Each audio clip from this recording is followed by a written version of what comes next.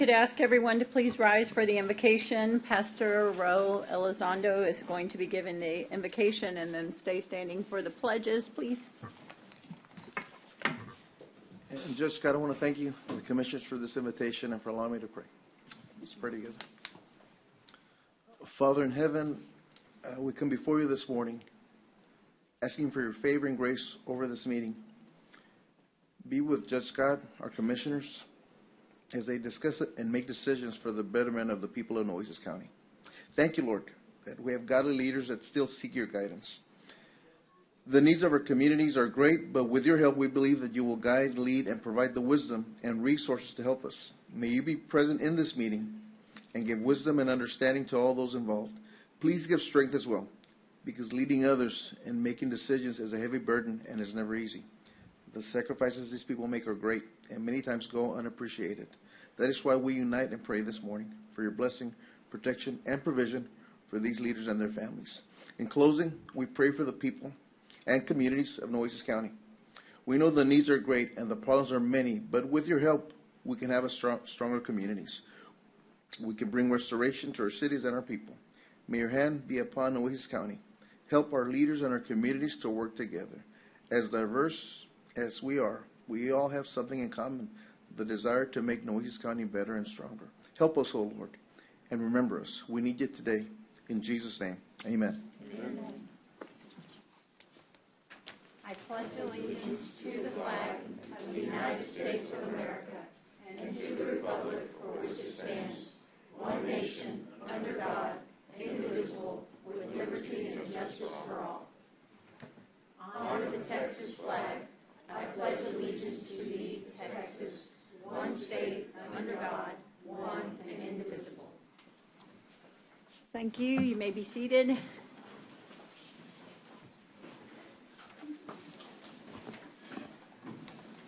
We have 4 commissioners here, I believe. Commissioner Gonzalez is also here. I haven't seen him, but he will be joining us any second, I am certain.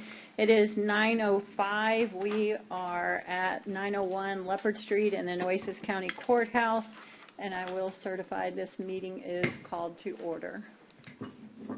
And there he is. We have all the commissioners. Yes. We already prayed for you.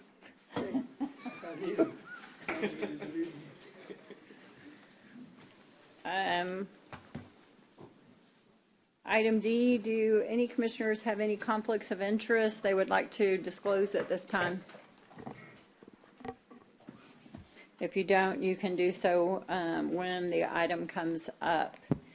Item E1, we have a certificate of recognition for Luz Dorado James, 9 years of service to the county. She is retiring, and we are so thankful for your service to the county. We have this certificate for you, and I don't know, when we have our county employees that have dedicated their lives, I know I met you and your husband at one of the restaurants not too long ago, and you had been working here 9 years and dedication to your job here. We are so thankful for our employees such as yourself, and just want to say thank you and present this to you. And would anybody else like to say anything?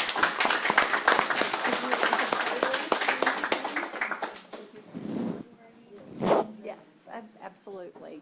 Yes. Thank you very much. Appreciate it. You wanted to say something? Oh, yeah, but she does great flower designs. Commissioner Hernandez is just recuperating, so he can't probably get up. You can get over here and angle for you. Yeah, get that way where, yes. Yeah, we'll get you. I'll come there. Yeah. I'll come there. We can do it this way. Joe, we're going to do it over here so we can get a picture. We need you in the front, because We'll move this just for a second. let's scoot over here and do an Yeah, a little angle to that. There we go. So we can get the commissioner in, because he can't get up right now. He's not moving around too well. Yes, this is good. This is good for you. Yeah, I'll get behind you.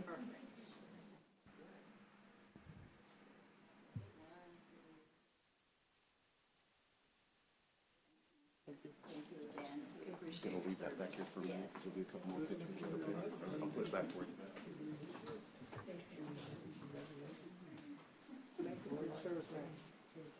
Enjoy retirement. Yeah, we'll get this for you when you need it. Don't try to get up. Yeah, it's right behind you. We will get it. Yes.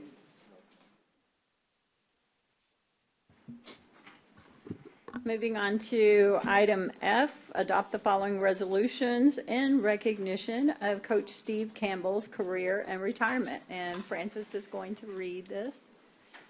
Whereas Stephen Campbell began his coaching career in the early 1980s, starting as a graduate assistant for the men's track team and a wide receiver coach at Sul Ross University.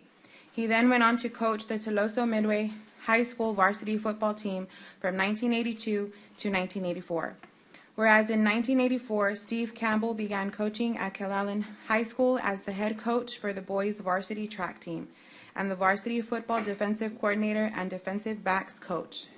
And whereas Steve Campbell became the athletic director and head football coach for Calallen High School in 2021 and will retire at the end of the 23-24 school year after 40 years of coaching. And whereas his time as the Wildcats football program, Coach Campbell was part of the coaching team that took the Wildcats to state football playoffs for 39 consecutive years, with 12 state football semifinal appearances and 2 state football final appearances. And whereas, in addition to his many accomplishments with the Wildcats football team, Coach Campbell has led the Calallen boys track team with 17 district championships, 2 regional championships, 45 state qualifiers, and 3 individual state champions, as well as being named Track Coach of the Year by the Corpus Christi Caller-Times in 1999. Coach Campbell's record for football was nothing short of impressive. Coach Campbell has a state football record of 16 consecutive years of 10 wins or more in a season, 19 regional football final appearances, 29 regional football semi-final appearances, 33 area football final appearances, and 37 by-district football appearances, 25 district football championship titles. Whereas Coach Campbell was named the District 31 4A Football Coach of the Year in 2001, 2011, and 2016. Coach Campbell's overall record at Calallen for 529 total games is impeccable with a 442, 85, and 2. Now therefore be it resolved that the Commissioners Court of Nueces County does hereby congratulate Coach Steve Campbell on his spectacular coaching career and further recognizes his many accomplishments and contributions to the community. Thank you, Francis, and I will make the motion to pass. Next. We have a motion and a second. All those in favor say aye. Aye. Aye. Any opposed, same sign. The motion passes. I guess I'll start first speaking, but, you know, Coach Campbell is not only just coaching Calallen, he is a great mentor to so many and has an impeccable reputation as well to those kids that he has mentored throughout the years. And one being my grandson, who thinks the world of you, and it's going to make me cry talking about you leaving, and I've got all these other ones coming. We thought you were going to coach them too. We wanted you to stay a little bit longer, but we are very thankful, and we appreciate.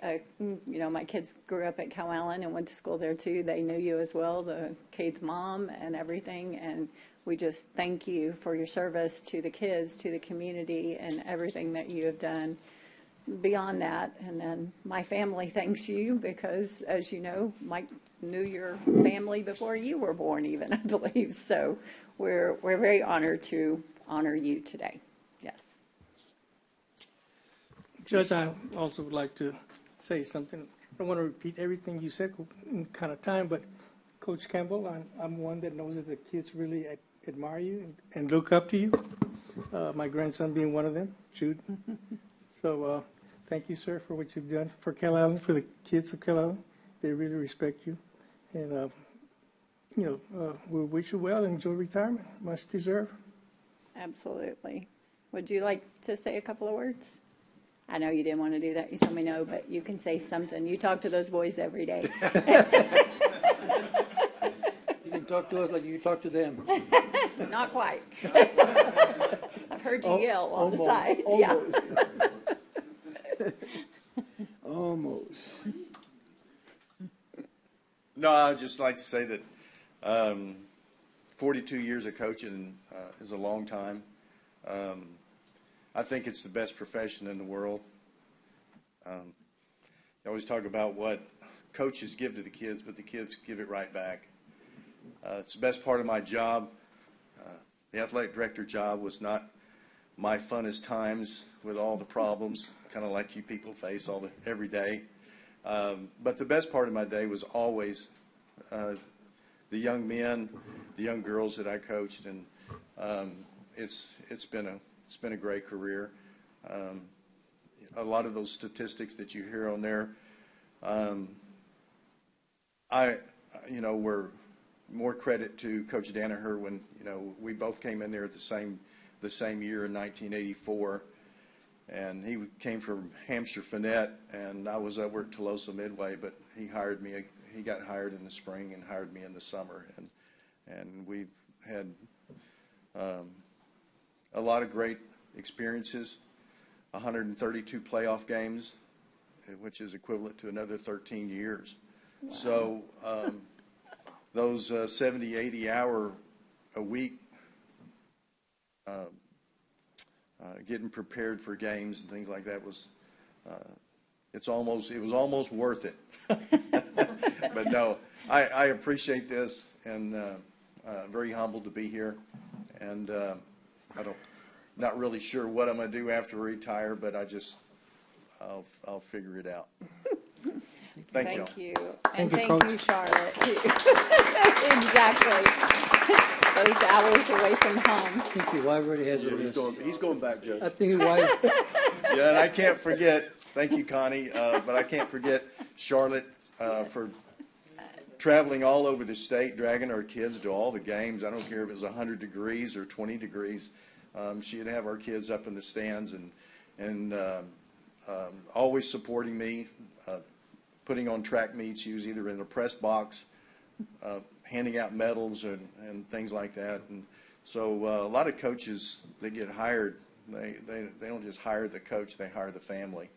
And so even if my kids were here today, I'd even thank them for my son for being a ball boy, or for carrying the results at the finish line up to the press box so that they could put medals in the envelopes. And then my daughter, both of my kids went to Cal Allen.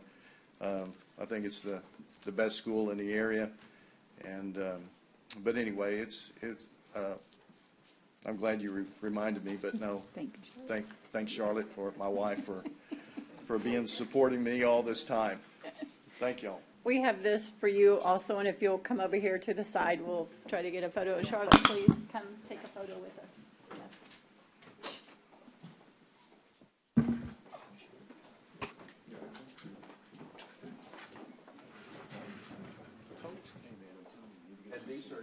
Yes, sir. Rodney's really going to miss you.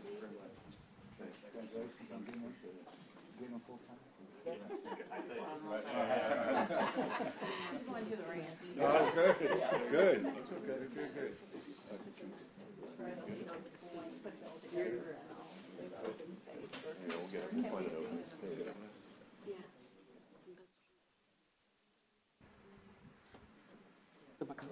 Come on over here.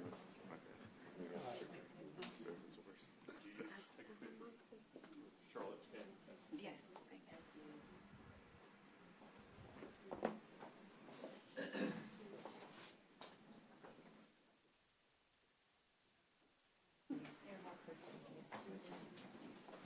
Thanks, Coach.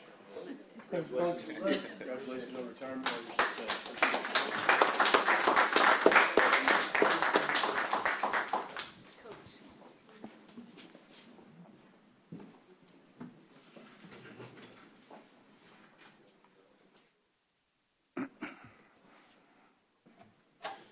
Item number 2, in recognition of Search and Rescue Week, May 16th through May 22nd. And Dee, you're going to read that one for us? Thank you. Sorry, we'll let them clear out.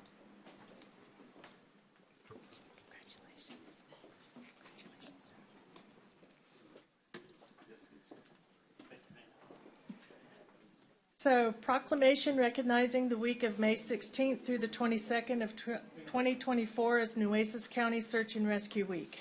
Whereas in 2023, there were over 48,008 missing persons reports in Texas, with 12,827 of them being adults and 35,181 of those being children.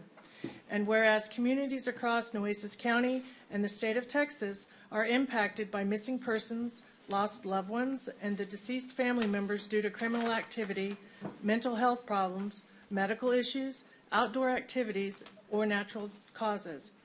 Whereas search and rescue resources bring closure and aid in the reunification of families.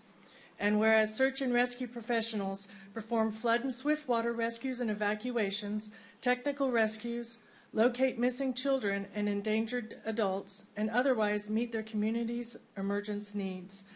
Now therefore be it resolved by the Commissioners Court of Nueces County that the Nueces County Judge and County Commissioners proclaim the week of May 16th through the 22nd as Search and Rescue Week, and offers its thanks to all of the first responder agencies and search and rescue agencies and organizations that support and work tirelessly on finding those that are lost and bringing closure to the families of the missing.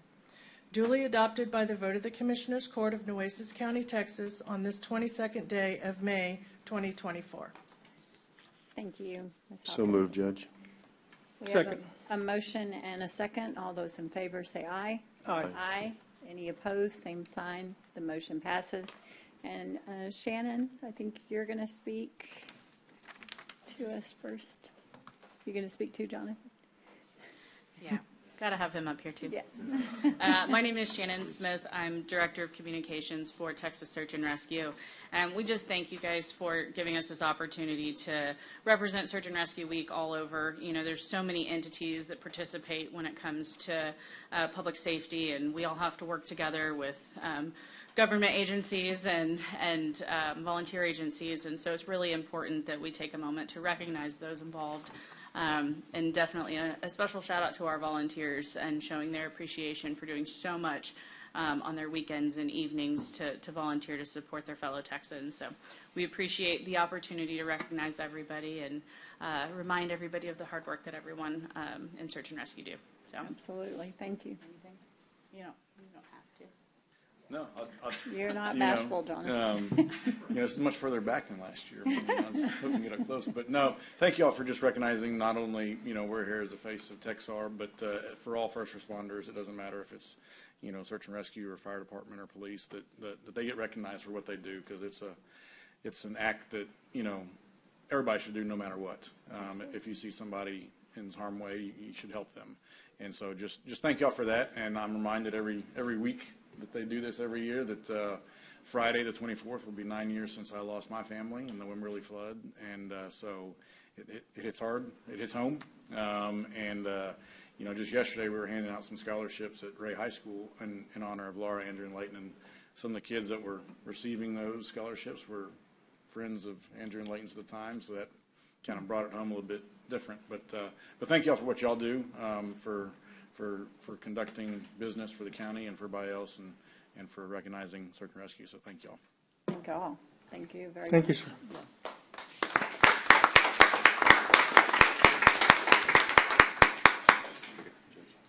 Yes, go ahead. Can we get y'all to come up and do a photo too? Sorry, I thought you wanted to speak first.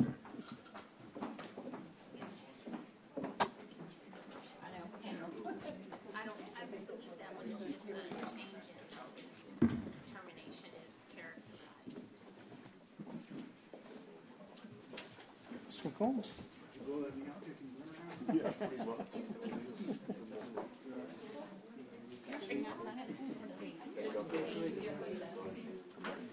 Congratulations. Good, buddy. Thank you for your service. Yeah, do it. Doing well. While the draft goes, I got a job. You have a job. I thought you had a job. Close to the rock.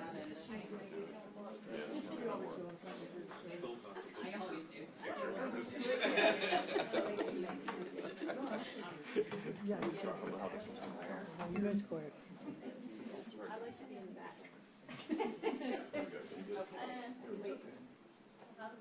That's fine, Connie. Connie? No, we don't want to block. Yeah, no, you're good like that.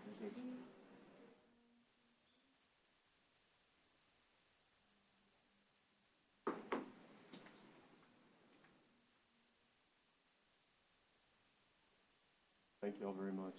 Thank you.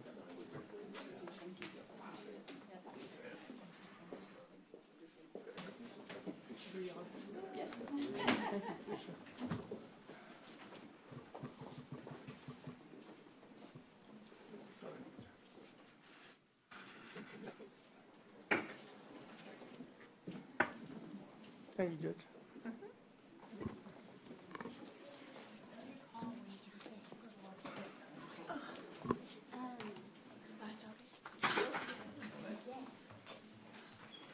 Give them all a chance to get out of here.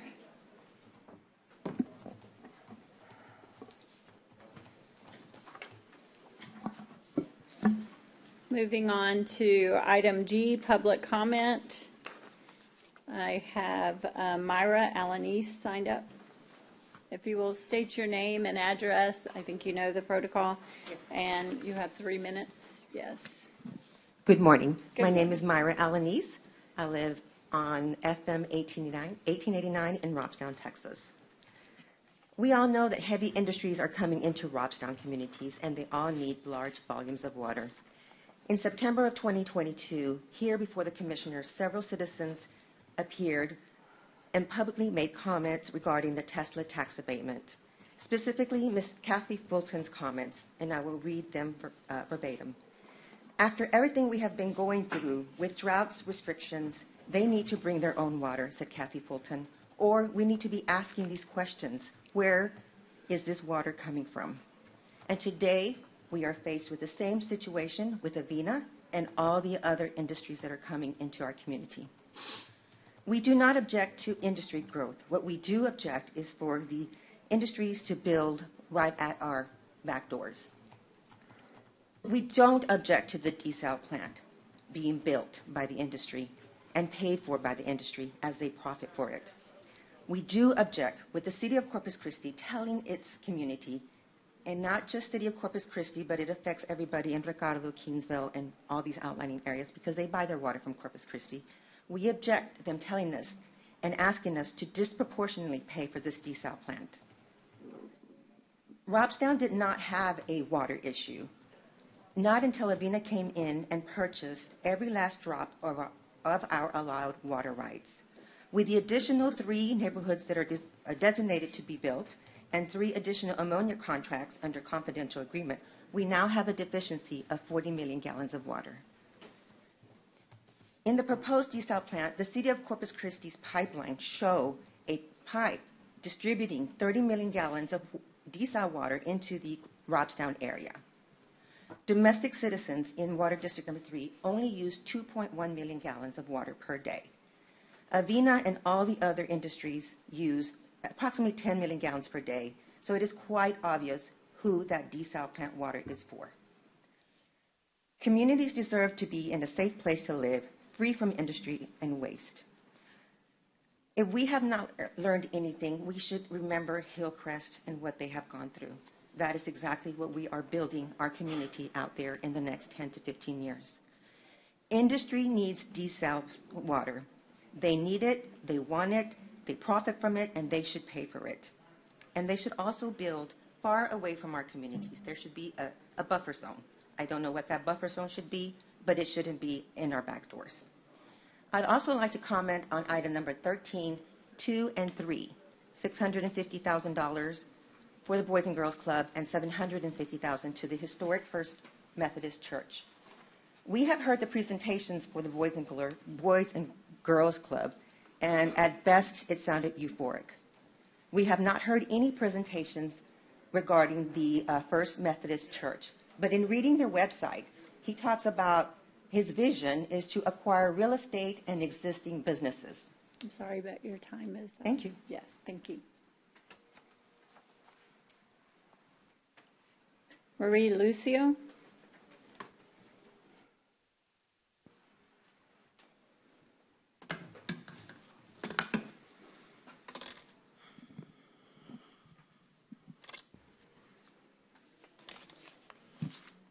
Hi, Marie Lucio, 4899 County Road 30.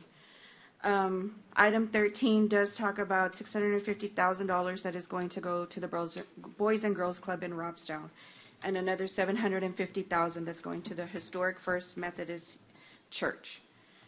How I like that it's being focused on Robstown, we have to, as citizens, question why at this point.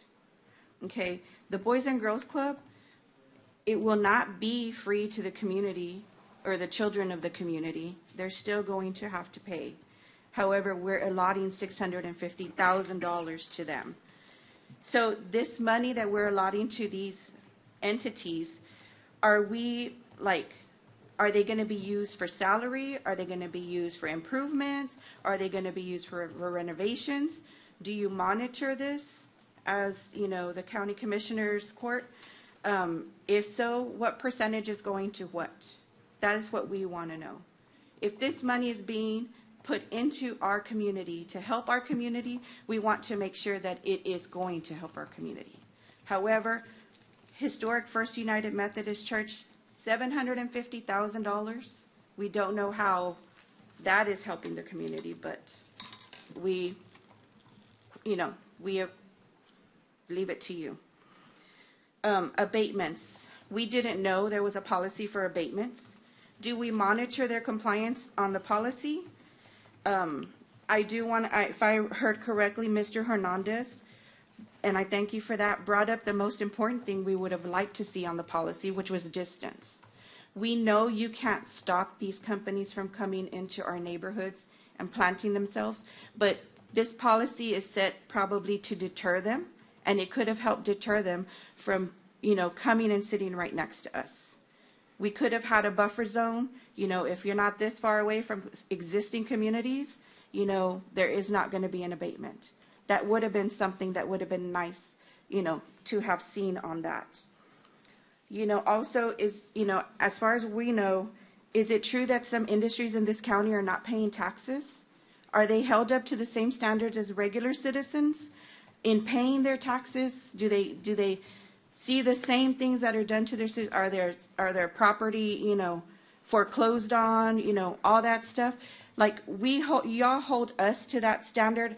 Industry should be held to that standard also. And that is under your control because you are the Nueces County Commissioner's Court. Thank you. Thank you. Greg Smith? Yes, ma'am. I have an envelope for each of the commissioners. Teresa can take it.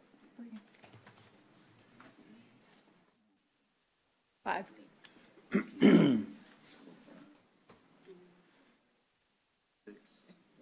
One growing. Thank you.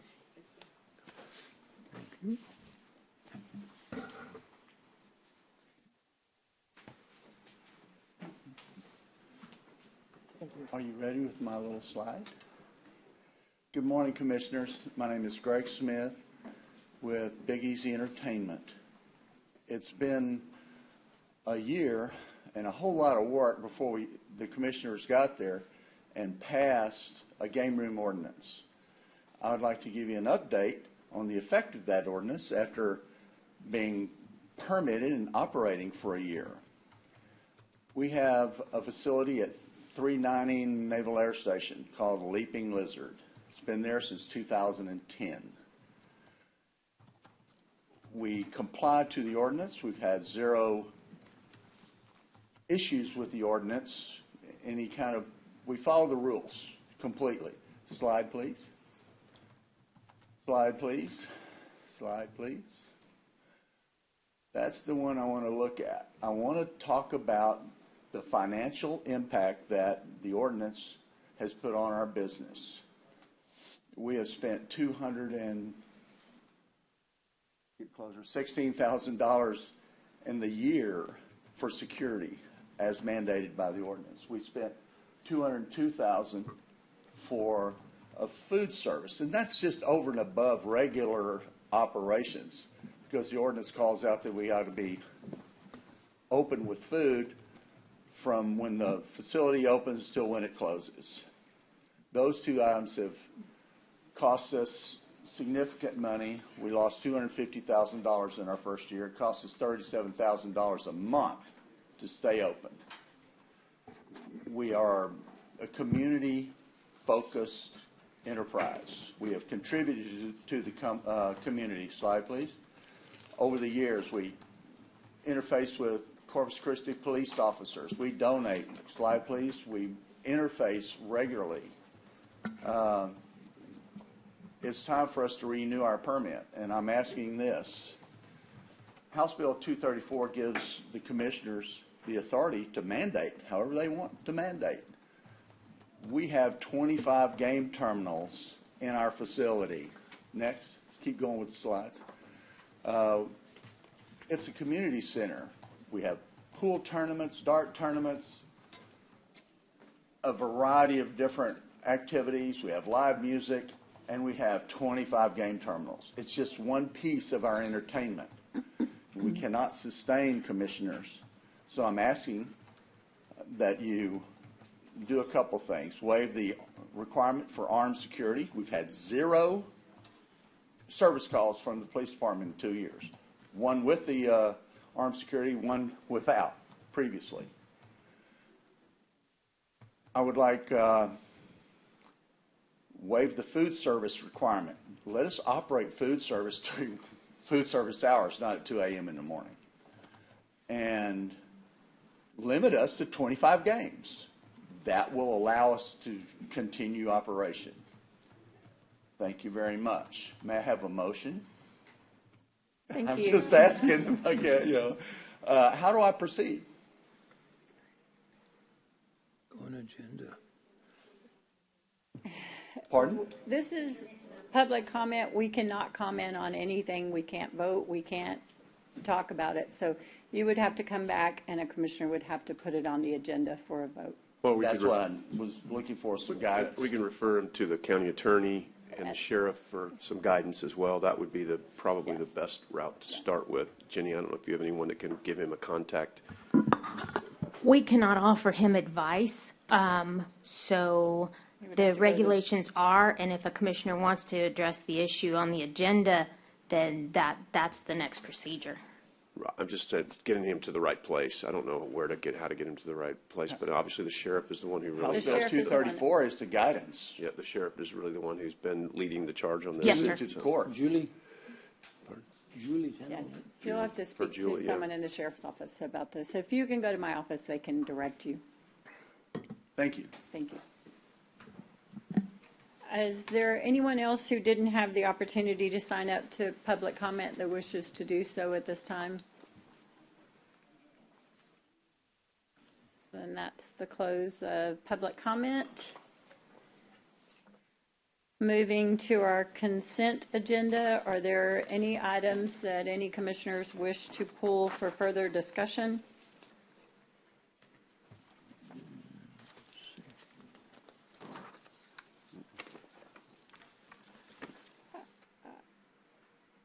I need to pull item B just for clarification, just B?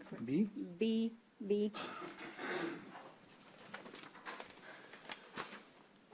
I need to pull just item 6, 9. And item in B, or which one? Oh, I'm sorry, you're Which, looking at B. yeah, which I'm not there check yet. register? I'm Yeah. not there yet.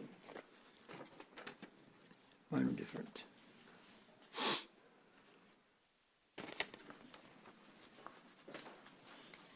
B.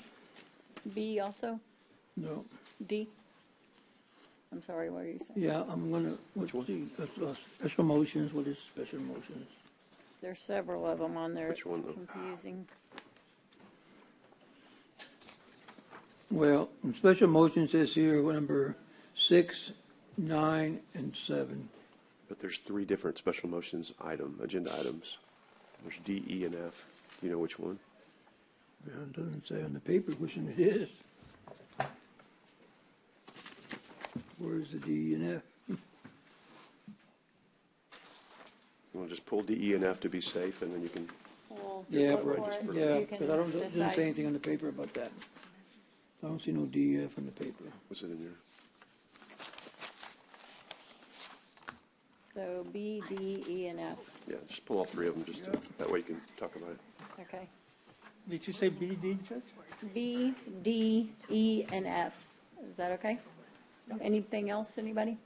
Make a motion to pass the remaining items other than B, D, E, and F. A second. All those in favor say aye. Aye. Aye. Any opposed, same sign. The motion passes. On item B first, on the check register exceptions, page 13 and page 21, just need to update the department. They're charged off into 11210, the court manager, and that got changed into the county judge's office. We deleted that department, and they moved them into my office, so they're still going into Commissioner's Court Management. Okay. Yeah, it's just a coding, just so. And on, can you give me the page reference again, Judge? Page 13 and page 21, it's the copiers, print, shop, distribution that you divide up.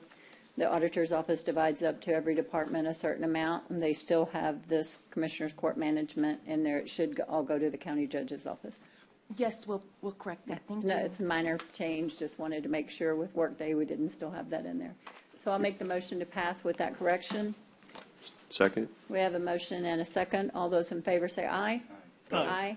Is that clear, though, on the motion, Lorenzo, as to what the correction needs to be, just so the minutes are good? Just combining them to. Yeah, Okay. just the department. And yours was, I think I passed that, and I hope yours wasn't part of B, but it doesn't look C, like D, it. and E, I don't know which one it is, but C, D and E. and it's number 6. It doesn't Well, if look you go like to, I'm this. looking at the one that has 1 through 19. 1 through 19, Yeah. then that's D. B. D. D, as you guys were D saying? is 1 through 19, if that's the one you're looking at. So if we want to,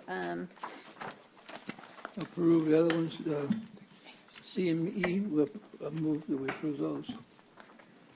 Second? we, E and F. E and F. E and F, we want to, that's the two that E are and F, with yeah. C. E and F. Yeah. And you're seconding? Yes. All those in favor to approve items E and F as they are, I'll say aye. Aye. I don't know where I am. Any opposed, same sign. The motion passes. Going back to D, you had number 6, and what numbers was it, Commissioner? I just for clarification, 6, 9, and 15. 6, 9, and 15. Number 6 first is a light, I think, holding company. Right. Well, I think it's more like a, software, right? It is. So let me ask Lisa, on those three, Alight is not a software. They're assisting us with our implementation of that software. They're the third-party implementer. And the AMS hours are additional assistance that we need, that we purchased for after implementation, additional development and assistance. well, it says there's software, so it's not software, it's just a maintenance of it? It's a third-party company that is providing additional guidance and resources to our staff to help us further develop Workday. Okay, and that's coming from your account or what? It is coming, yes, out of County Auditor's Department. And number 15, is that the same Number thing? 9 you had first. Oh. 9 first. I think she answered both of them. Oh, those are both. 9 is software. Central Square, that's the old One Solution software. Due to an ongoing matter,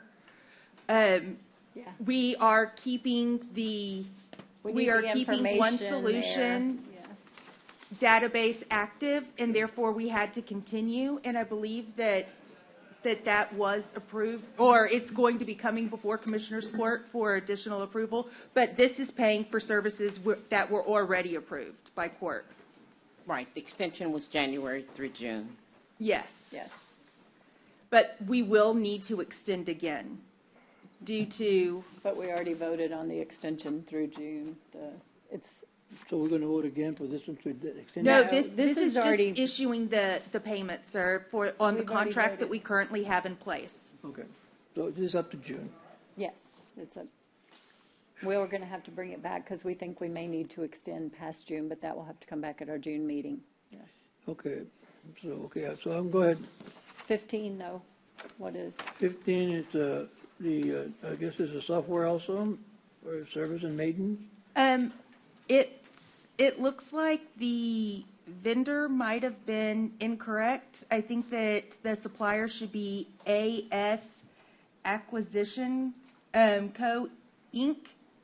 Not GS, it should be AS. Oh, GS, sorry, Yeah, I can't I was read the like- handwriting. That's a G. GS Acquisitions Co. Inc., but it is for the Cognos Management Software as a Service content. We are going to keep, Commissioners Court's already approved that we were going to keep Cognos Software as a Service in order to help expedite the report creations via Workday, as we already have all of the reports created in Cognos. Man, seems like a lot of backup for Workday, man. It's supposed to be an easy process here, but it's not. So how long are we going to keep that one helping Workday? That is it's a reporting software. It's going to help create your budget workbooks, your proposed budget, your monthly financial reports, your annual financial reports. It's going to help us be able to continue to provide you the reports that you've already receiving. Okay, and that's coming also out of county auditors? Yes, this is coming out of county auditor's budget. That is correct.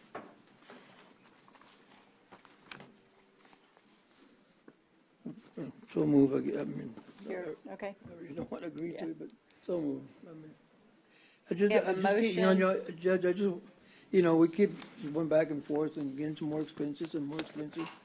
So, we buy something, it's supposed to work, it doesn't work, or whatever it is, and, you're spending, we've got 3 different things here that we're spending money on to make something work. It's supposed to work. One solution isn't for Workday. They're two completely It's a different. That's our old, I know, old You're drawing software. from now into the new one, right? Yes, That's your and old because of One conditions solution outside is- of our control, we're needing We're not to going to keep keep it it. forever, are we? No. They aren't the ones asking to keep it, we are. We're keeping one solution because of something else Yeah, that we because that's voted not on. working. No, it's because of something else, but we'll talk about it later. Yeah, okay. We vote on now, so Yeah. I'm going to be asking, right? Yeah, I'm sorry. We'd have to take it back to executive to Okay. talk, but All right. it's just a so reminder, it's moved. something. We have a motion. Do we have a second? We have a motion and a second to pass item D. All those in favor say aye. Aye. Any opposed, same sign. Motion passes. Moving on to the regular agenda. Item number 1, discuss and consider authorization of premiums for a 1-year policy term for property and casualty or liability insurance, and you guys are up. Good morning. Before I bring Chase up here, he'll answer all the questions you may have. I know Commissioner Modis, myself, the judge, Dale, we all sat down and had the committee meeting with regards to the insurance. For this year's renewals, we do have IB McGee Multipurpose Building on it. And I also gave Commissioner Modis price estimation for the property that was in question. So without further ado, I'll hand it over to Chase. Thank you. Good morning. I assume everybody has a copy of the spreadsheet we look at on an annual basis.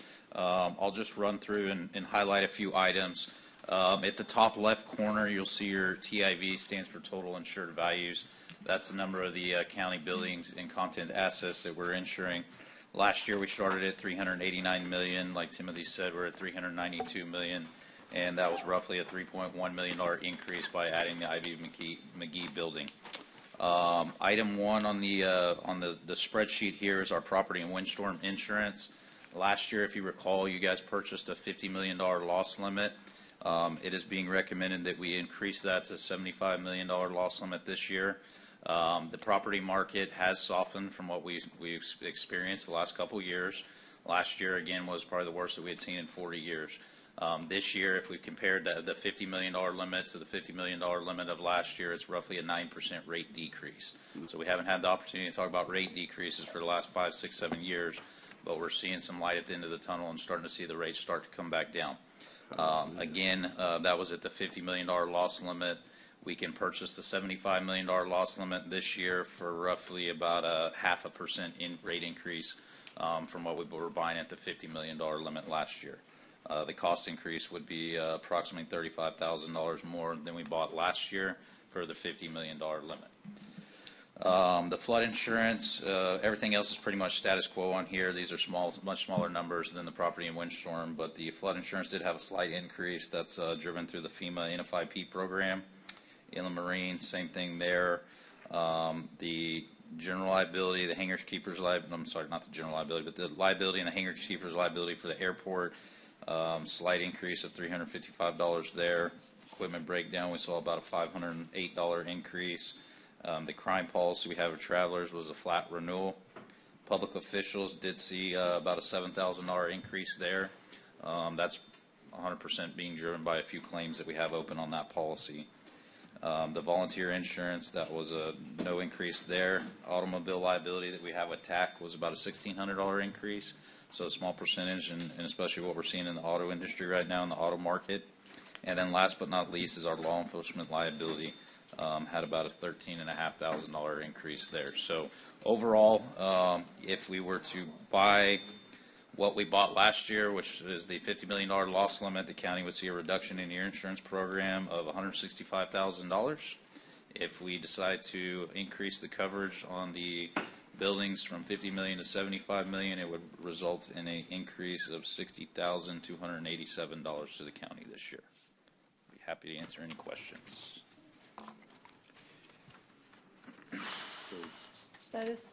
We met with them, and that was the insurance committee's suggestion as well. And just to point out, the year before that it was so bad, we had $100 million, we dropped it down to 50, and this, that's still under our budget from last year, would get us back up to 75. So that was the suggestion of the insurance committee in moving forward to go with this one. But that one would be an increase in our budget. I thought it said $60,000. Oh, you added the other end since that meeting. Yes, so it is an increase, the 165, yes. No, well, it says option 1 is an increase of $25,000. Option 2 is an increase of $60,000. Option 3 is a decrease of $165,000. So which is the insurance committee recommending? I think that they might be missing a value in option 1 In for option the one. for the property and windstorm insurance, so I don't think that that's accurate. Are we Looking missing at a it column myself. there? And this is different from our meeting we had the other day. No, there's nothing missing here. The only difference from our meeting and today is on the public officials liability. We actually got a better quote, and it came down about $10,000 from what we presented to the committee last week. Option 1 would result in an increase from what you paid last year of $60,287 because, again, we're buying $75 million. That's option 2. That's option 2. That's option 2. On my spreadsheet, it's option 1 is a Did we get the wrong $25,000 spreadsheet? increase. Yeah, the one I've got shows. And just for clarity, that public officials one is the same one we have now, Through TAC? not through I'm TAC. looking at the same spreadsheets. Oh, sorry. Yes. I don't know what that means, sorry. I know you're speaking in code, but I don't know what that means. Table it or what? Do you need to go into executive session for this, or what? Sure, if we could. Okay, Okay. that's what, Okay. okay, so. I guess it helps when we look at the same spreadsheet, right? So what is Yes. what is this for? To toss this one? Toss it. Toss this one? Okay. Thank you. And then the county attorney is requesting this go into executive This session? executive, so we're going to pull this to the back. I wonder where that came from. Oh, this is totally different. Okay. Yeah. Yeah, that's a big difference. Okay. Yeah, you'll see there at option one, hopefully that makes more sense now. That's the $75 million option, which results in an increase of $60,000 to the county. I think Yes. from what I was told, An that's increase still in premium. That's correct, but that's still still below the- what you guys budgeted this year for your insurance. I don't know That's, about how that's much. what I was talking about. It was below what we had from last year. Yes, this is the one we looked at, yes. Okay, so This was before still we go the into executive suggestion. session, I'm confused then. So if it's a $60,000 increase, then how is it It's below what we what we budgeted? budgeted last year for the whole amount. It's still, it's What we allocated for allocated for it, yes. this amount. But didn't we just allocate last year whatever the actual price was? So the price, That doesn't make sense to me, sorry. I don't know what y'all budgeted. I would assume you budgeted a 10 to 15% increase this year based on what we've seen the last 4 or 5 years. There is an But I Well, don't no, know. we only budget, like, we have we have this meeting about this time every year, right? Correct. So then we We go get into the actual budget amount. based on what you tell us that it's going to be. So I can't imagine in last year's budget, we budgeted 10 or 15% more than what we knew it was going to cost, because we were so tight.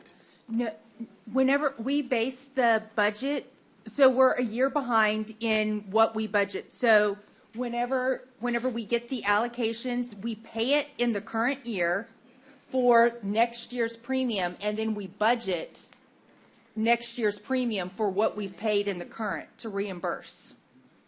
Right, so so this is less than still. so what did we This can't be budget? Let's do it that way then. What did we budget last year for, what did we budget whenever we're paying this one for this year? $2,966,775 was the 2023-24 budget. In 23-24 budget year, the budget year that we're in, we allocate the premiums to all the departments for what we paid in 22-23 for the 23-24 coverage. You pay it before the coverage starts.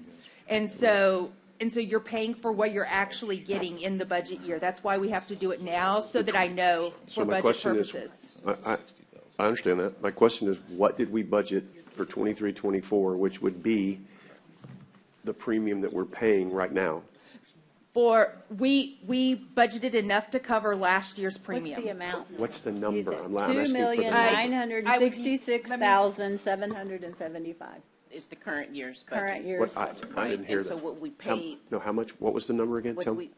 the current budget is 2.966775. Wait, 2.9667, 2,966,775. that's the current That's the budget. currend budget now. So going what we forward, paid- right? Right, for Okay. what we're gonna pay now for this premium. But what we paid last year was 2,826,441. So that's why he's saying that's why the spreadsheet shows that it's 60,000 over what we paid last year, but less than what we Less budgeted. than what we budgeted. Correct. Yes. forward. So you can get an Yes. extra 25 million of windstorm coverage and still be under what you guys budgeted for the property and casualty this year. So then, wouldn't this really, okay, so, yeah, that's really confusing if this gets posted and people are thinking so really, it's not an increase, it's a decrease of what we budgeted, but an increase of what we paid last year? Yes, It's sir. an increase of more what we coverage. actually paid. Yes, sir. That's spot on. Yeah, so I guess what we need to do on this going significant. forward is to have a column for both, right? Because I didn't understand this either. I was thinking we were looking at an increase, and I was thinking, how are we going to do this? But what you're telling me is we're looking at an increase over last year's actual amount, but a decrease over budgeted amount going forward, Correct. right? Yes. And the message is that the market's better for everyone. Yes, sir. And We're not the only government entity in this area or the state that is being able to buy more on their policy That's correct. than before, because the prices have gone down in the coverage. Yes, sir. Across the board. Yeah, we have more capacity in the market now, so we have more carriers that have come back in the market. It's creating a competitive atmosphere between the two, or the carriers in the market, and so it's helping drive the rates down again. Versus what we had seen in the past, they were pulling out, so there wasn't a competitive atmosphere in the market, so they were picking what they charged. Commissioner, We budgeted $2,966,775 for premiums this year. Yeah, that's what Teresa just said. Thank you Okay, very much. sorry. No, that's okay. Okay, so then the insurance committee's recommendation, Is to do the additional 25 million And- option, yes. and I was just curious if there was somewhere in between. I'm just looking at that savings, knowing we're looking at another tight budget this year. I'm just curious. I get it. Having more is always better for sure, because with $392 million and only a $50 million deal, that's, we're That's rolling not the a lot of dice. insurance for all of our buildings and Yeah, stuff, so okay. I caution you about, if we, Mm-hmm. with the budget and being able to get that much more back, and with the Yeah, that makes, I stress see where on you, possible hurricane season, and, yeah. no, I appreciate your hard Don't work. like to and say I that in see front your of point. Chase, but I don't know, wanna but I run you don't know. off.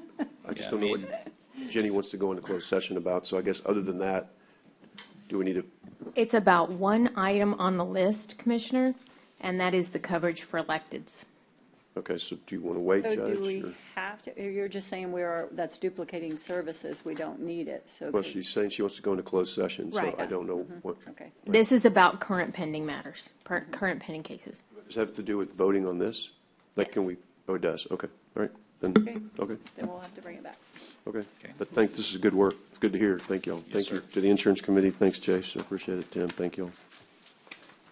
Okay, Moving on to A2, discuss and consider license agreement between Nueces County and AEP Texas for temporary staging area at the Fairgrounds Field. And this is a regular thing, it's just a license agreement with emergency management that we utilize. I would make the motion to pass.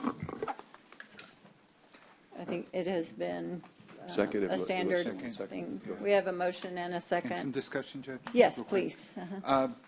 Edward, do we have other groups that are, have access or rights to use this property in the case of an event? We're currently working through that right now with the, essentially AEP is the first on the list, then we have the NEC, and then AT&T, and then Texas, the TCEQ wants to yes, stage there as yes. well. So there's various parts or pieces of this puzzle that are slowly coming as we're going through time. And isn't AEP vital to us because they provide our power for the short term when we are out? We don't have the generators there too, so. Correct. Just be mindful. They'll come in Yeah. quickly and have us set up. I guess my Hopefully, we point, don't have to go through it. yeah, my point is that, it's such a vital location to the county operations, response to emergencies, and it has such a big footprint, and then with all the buildings that we have that are able to access, that we've used and housed, military and civilian personnel working on response to hurricanes or other events, and also just the stability of having that building there with the generators and all the necessities, the showers. Everything is kind of self-sustaining. Correct. It becomes a little city, so to Yeah. speak. Thank you. Yes, sir. It's great, and they do great work out there, so. Any other questions? We have a motion and a second. All those in favor say aye. aye. Aye. Any opposed, same sign. The motion passes. Item 3, discuss and consider adopting the Nueces County Commissioners Court order adopting Chapter 320 of the Texas Local Government Code relating to the Nueces County Inland Park System. And Jenny, you came up with this, so do you want to talk about it first, or do you want Edward to talk about it? What? We believe this will assist the county and inland parks with going about some of their procurement in a more expedited way. The commissioners will still be needed to enter into any contracts or do any commitment of funds. It'll just allow the court or purchasing and inland parks to have more autonomy with regard to contracting and choosing people to lease or license facilities. So give us an example, maybe. Yeah, how's So that? number 3, you're number 3 now? Yeah. Yeah, that's what I was, Yeah. same question. A big example is Oil Belt Little League. So ordinarily, if it's a county property, we have to go out to request anybody that wants to use that property can use that property once our term or leases are over. This mechanism allows us to choose, because Oil Belt has been a good partner with us. And again, we have multiple variations of this, but that's the easiest one. But you don't have to bring it back to court, or you do it and then you ratify it after court? No, I don't understand what this solves if you have to come back to court anyway. This just allows us, instead of having to bid it out, we can just choose. But The court chooses, not you and the parks chooses. Yeah, and we don't put it out for Purchasing bid. chooses. We don't put it out to bid. We don't do anything. We just choose the person that we've worked with all these years. So Oil Belt has been there. Like the softball thing that's coming up? Is that one example? Is that- Yes, And have we had this order before? not that we have any record of. And so this provides us more flexibility on little onesies and twosies that comes along, deals that we don't have to bid out that come to us, kind of thing? Correct. Okay. And so there's no downside that you see is No. legal for us? There's Okay. nothing they can do to incur costs that the county would have Correct. to, that we don't approve. That The court is in anybody can do. control. Yes. Okay. Yeah. Thank you. That's a good explanation. Yeah. You had the same questions, Judge. Good job. Yeah, thanks. I did. I was Sorry. trying to figure out what this was I about, too. hated this. Yeah. We have a motion to pass. Do I have a second? Sorry. We have a motion and a second. All those in favor say aye. Aye. Aye. Any opposed, same sign. The motion passes. Thank you. And thank you, Jenny. And Edward. Item number 4, discuss, consider, and receive presentation. Judge. Oh, what? I'm sorry. Oh, who was the second? Commissioner Modis. Yes, sorry. Gotta keep going, sorry. The Coastal Bend Tidal Wave softball team, speaking of which, and their request to utilize the Robstown ball fields and related matters. And you wanted to tell us a little bit about you and what your plans are before, and then I think I have some questions for our county attorney, and so, okay. Yes, ma'am. My name is Blake Miller, pardon the voice, all the coaching stuff. I'm the head coach of the Coastal Bend Tidal Wave when we finally get this thing going full steam. Pure history of it, this league is 1 year old. Originally, MPF, the original women's professional fast pitch, went for 20 years, and then COVID killed it. As we imagine, a lot of things happened at that time. Now they're getting the league back going. Right now, there's a team in Austin. There are 2 teams in Mexico and 1 in Alabama. They reached out to South Texas because of the organization here and said, hey, will you start a team? They waived the initiation fee to try and get us to get going. And so we just searched relentlessly to try and find a field.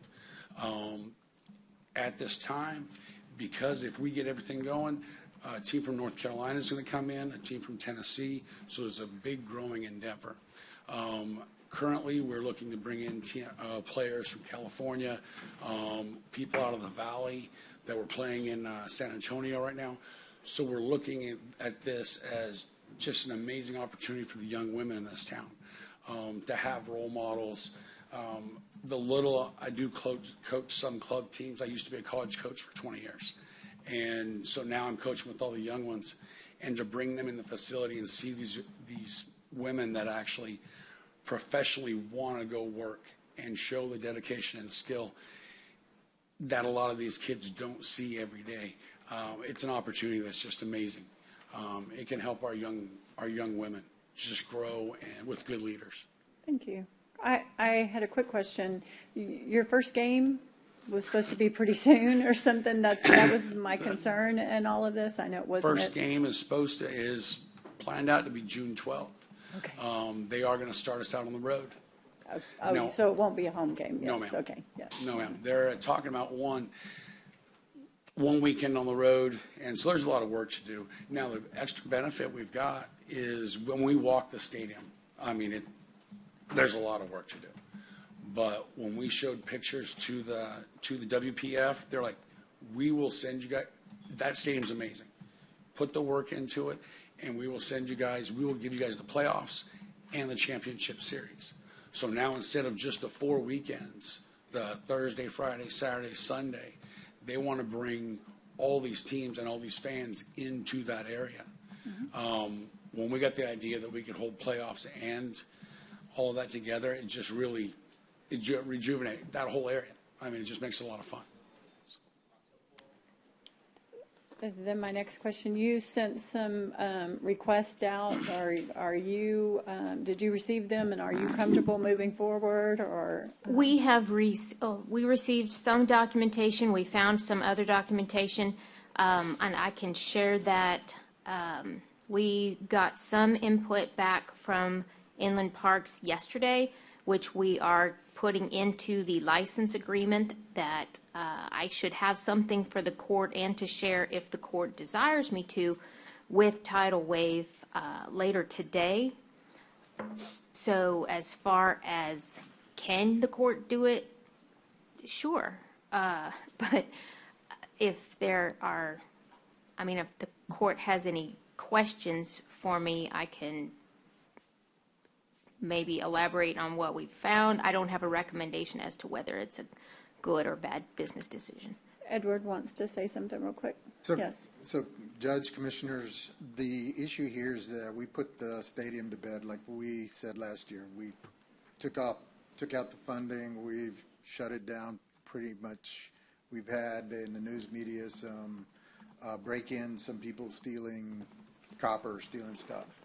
This would be a great opportunity, and pretty much no cost to the county, in where they can upgrade the field, upgrade the stadium, do stuff for the facility, and keep it in a condition to where we don't lose an asset. You know, one day maybe we'll knock it down, Commissioner Chesney. One day. But until that time, we need to keep this asset up, or at least in a viable condition. And this would be an avenue to where we can do that without spending county funding, or minimal amount of county funding. How much is minimal? What are you talking about? What are you going to have to spend? Let us know what that cost will be. The only thing that we're looking at is, because we need that water well, is about $8,200. How much? $8,200 from our side to fix a water well that we need to fill that pond that's out there. To fill the pond? Yeah, the one between the library and so that's where we get our power from. That's something that we really need to do, and we're working on it, because we don't want that pump to seize in the ground, and we need it up and operational. What this letter says, they're doing everything. Right, but this is just, Judge wanted to know what the minimum was. That's the minimum. When he keeps saying minimum cost to the county, I want to know exact cost to the county. That's the minimum that yes. we're going to And do. that, I understand that being on us if that's the county's water well, but, you know, we made it very clear with the phone calls and stuff, the county wasn't in a position to mess with that over there and invest money in there. We would love to see someone come in and utilize it and fix it up, and it'd be a great success. We have no problem with that. I'm not sure how we move forward here. If we could move forward with a vote contingent upon y'all agreeing today on the paperwork or something moving forward. And I'm not going to sit here and argue about $8,200, except I'm going to sit here and argue about $8,200. So the letter says, our ask of Nueces County is nothing, no maintenance, no labor expenses, etc. We're prepared to take on the needed maintenance of the field for the durations of its use in exchange for rent. So to me, that's zero investment by Nueces County. Okay. Not $8,200, Edward. So I don't want you to walk out of here thinking we said it was okay to do $8,200, because this letter says they'll do everything. Because, I mean, at some point we need to put this, and it's, I mean, I keep throwing that out there. At some point I'll just put it on, but I'm not trying to step on toes of other commissioners and their precincts and everything else. But this is, again, a countywide project that just happens to be in the precinct. It's a very valuable piece of land. It's not very valuable with that field on it. I mean, I think there's all kinds of potential for repurposing that field into something else, or to sell it to someone else, or to do something else with it. Because the millions of dollars, because let's be honest, the millions of dollars it would take to really get that field back up, I don't see us ever having or wanting to have, because nobody uses it. And I'm glad y'all are here to use it, but you brought it, this is on the agenda, so I'm going to take my opportunity to speak about it, because I think it's definitely something we as a court need to put on the agenda and have a long-term, or have a discussion about and make a decision on, because again, I think that is a very valuable piece of property, but not as a ball field that nobody can use, and it's going to cost millions of dollars to update. and maybe, with no offense meant, maybe should have never been built in the first place, right? But at the end of the day, it's there, and if they can come in and use it at no cost to the county, Edward, no cost to the county, that's what their letter says, so let's be, I mean, I'm not going to vote in the favor of this if you're going to go spend $8 on this, because it's throwing good money after bad, in my opinion. I can get outvoted, and if I do, I'm okay with that. If that's what the rest of the court does, I get outvoted often, so it's okay. I mean, but I don't want you to walk out here thinking it's okay to spend $8,200, right? Unless the court says so, and if the majority of the court says so, I'm good with this. But this is one of those big picture items that we definitely, not for today, but we need to discuss. So what's the, I'm sorry. No, you're good. Go ahead. So what's the advantage to the county? I know it's on us, the $8,200, $82,000, whatever it is. What's the advantage to the county on that? What do we do with that? How do we benefit from that? So the $8,200 is just to keep the pond filled. Right now, as if you go out there, you'll see where it's dropped down at least 5 feet from the top of the pond. We can not spend the money and just allow the pond to evaporate, so to speak. We don't do that either, so. It's a feature out there that's part of the landscape of the whole facility as a whole. That's the only reason that we would spend the money on fixing that. Well, I mean, to me, whatever's written in the contract might be zero money, but I think that sometimes we need to take our own responsibilities too. Either let it go and not do nothing with it, and it goes down further. So I always thought it'd be a good soccer field myself too, a long time ago. But I don't have a problem with the $8,200 that we need to spend. To bring something up that we need to have anyway. That pond needs to have water in it before it dries out. So if we don't have anything, then it's not going to get filled. But why though? I don't even know why we need it. That's what I'm trying to fit. Why do we need it? That's why I was just asking Edward. If you could ask that. Was there a need for that? For the water to be in that pond, We don't use the water for anything else other than to fill the pond? Yeah, it's just the water feature, those fountains that are there, So how much money do we spend to do that? Usually we just spend electrical on the. To build that pond. To build that the pond, and then we've just done the ARPA improvements on the storybook. Well, Yeah. the pond in and of itself is part of the construction of the facility. So that pond was where they took all the dirt to build the mound for the stadium. So it was part of that construction. The construction commissioner was about $7 million, if I remember correctly, back in 2008. I'm sorry guys, but we invest somewhere else. We don't want to invest in somewhere else. You can go around life and saying everything's free, but not everything is free. When we need to invest in one area and not another area, because, I think we just need to look at it where, in the long run, if it's going to benefit us, we need to look at that. Whether we're not talking about a lot of money here either, so. Okay, but can we not go with we invest in some areas and not another? Because I'm going to bring out the millions of dollars that we invest in every part of this county. That's not a fair argument, Commissioner. And if you're going to make it, I'm not going to sit here and take it, because that's not true. We spend millions all over this county. Hey, I didn't interrupt you when you were talking. You paused. You stopped. Well, you stopped talking. I didn't know if you I'm not finished. Okay. But anyway, I'm just thinking, Edward, it's a ball figure that we need to come up with. I mean, these gentlemen, I'm sure they're willing to do it if they want to feel bad enough, maybe. But I think that I just think it's up to us to be able to put some kind of a meeting to this bone here, because it is our facility, it is our pond, and we spend a lot of money to build that pond, to keep it filled as a I guess a side attraction or whatever it is, to make it look good out there, and so we're not going to let it dry for what? So what did we waste all that money for? To let it dry again? So I think the investment would be very, very worthwhile compared to other investments we made. So I think that I think we should do it. I think if Jenny says okay, that there's no problem with that, then we should. I don't have a problem that we look at it and invest on it. But they're offering to do it, No, no, Commissioner. No. I want to ask that. If you're saying the I mean, only thing this does is just fill talking the tank, why would they even mess with it? They're doing the ball field. This doesn't have anything to do with the field. That's right. I Why mean, We don't, I mean, The thing is that all that electrical power is into the scoreboard. It's all one piece. So we'll be fixing a portion of it, which is just routing the electricity to our pumps, but that still leaves the rest of the scoreboard. It's all integrated into one. for the Right, tank.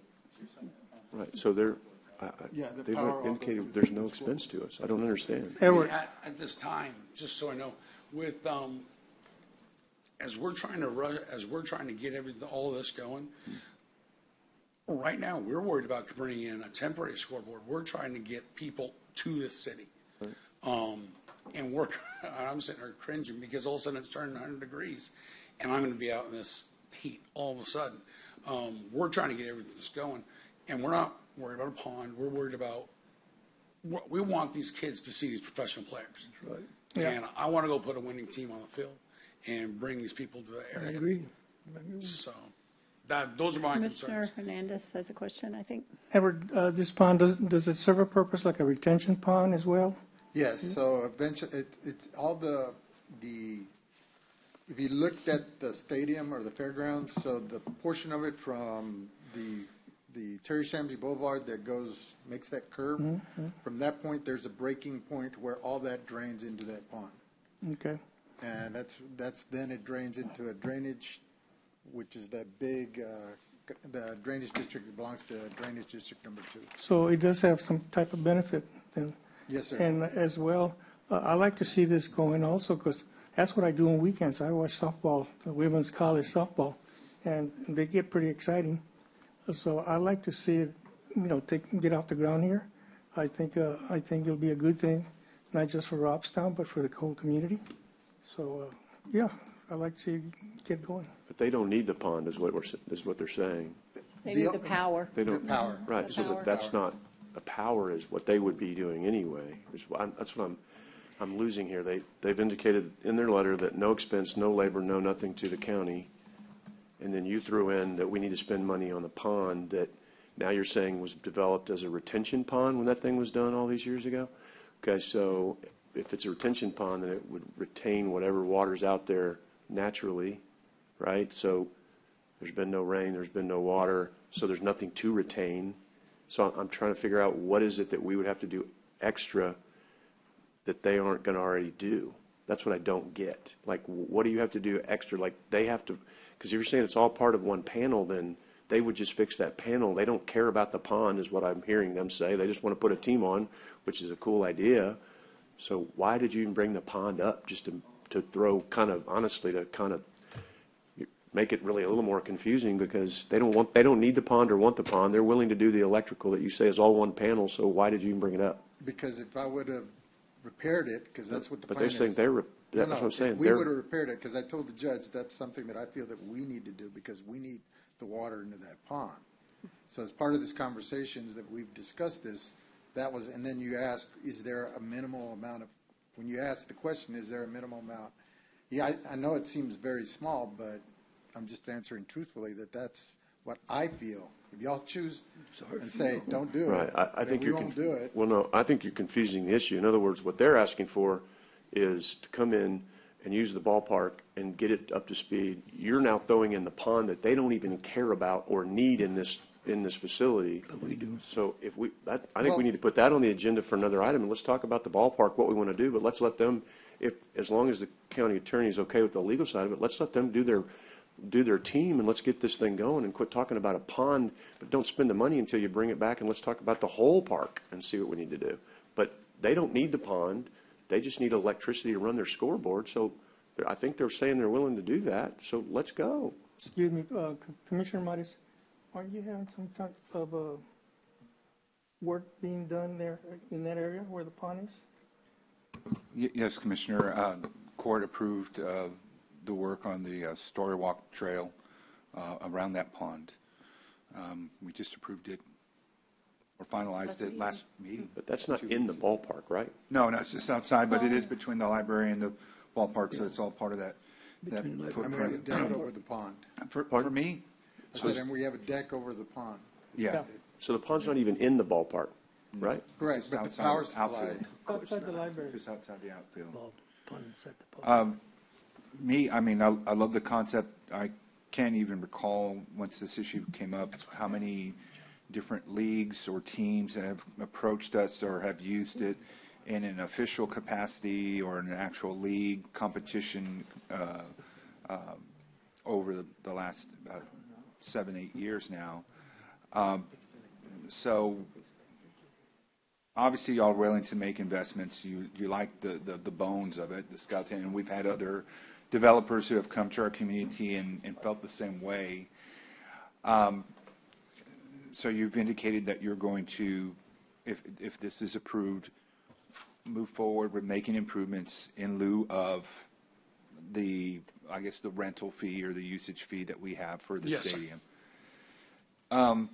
Does this, Edward or Jenny, Ms. Dorsey, is there an exclusivity part of this contract or this agreement, I mean, where it's only going to be used by the Coastal Bend Tidal Wave? Or is this something that, can others in the community benefit from these improvements when the field is not being in league use? There are several issues still up for that we are putting into the offer to license the property. One of the issues is there is a use of the parking now that is currently, they have an agreement where this flea market takes up the parking. So we're going to have to address who's going to be using the parking, whether it's needed, and how to iron that issue out with inland parks. There are other issues where, as far as financial capacity, we have received some records, but I think they will be able to explain to you why those records do not reflect their current and future ability to fund what they are saying they are going to do for the county. How are you funded? How are we funded? Everything started, this organization's from Marucci. Basically, that was the base of everything. And so it was, that organization started 3 years ago. And the owner of Marucci is friends with WPF. And so they called they called the owner of Marucci here and said, hey, we want to go to the team. And so it's funded from the grassroots right now. And we're reaching, we have to go You're planning community. to make money with the games in order to fund yourself, yes, with the And facility. sponsors and everything, yes, ma'am. Sponsors and- Yes. There There is no, trying to run. yeah, backers yet. You're planning to search out donors. We were uncomfortable with searching for backers as we did not have a home field yet. Understand So that. now that we're trying Understand to that. push this forward. Good point. I didn't mean to interrupt you, but I know I needed to ask that And so, question. I forgot what I was going to say. But the biggest thing is to get this organization going. We're going to work our tail off. But at the same time, it was sprung on us 2 months ago, or a month and a half ago now, as you know. And so trying to get through the process is just been insane. Now we have Major League Baseball backing this WPF, which will help this. Him and I are hitting the road for Vero Beach next week if this goes through, so we can go down to a tryout on ESPN through all this and get more publicity through that. And so it's chaos. That's the best way I can put it. Well, that's any college athletics or pro sports. So. Well, I mean, the concept is great. I mean, I think our community's always embraced entertainment and sports, and we have a variety of semi-pro or professional sports teams here or collegiate sports teams within the region. So I like the idea and think we're a strong baseball and softball town, so I think it could definitely have a draw. My concerns would be more on the legal, because that's where we've always gotten caught up on with previous groups. Right? The devil's in the details, and so that's what's stopped us from committing to other groups in the past.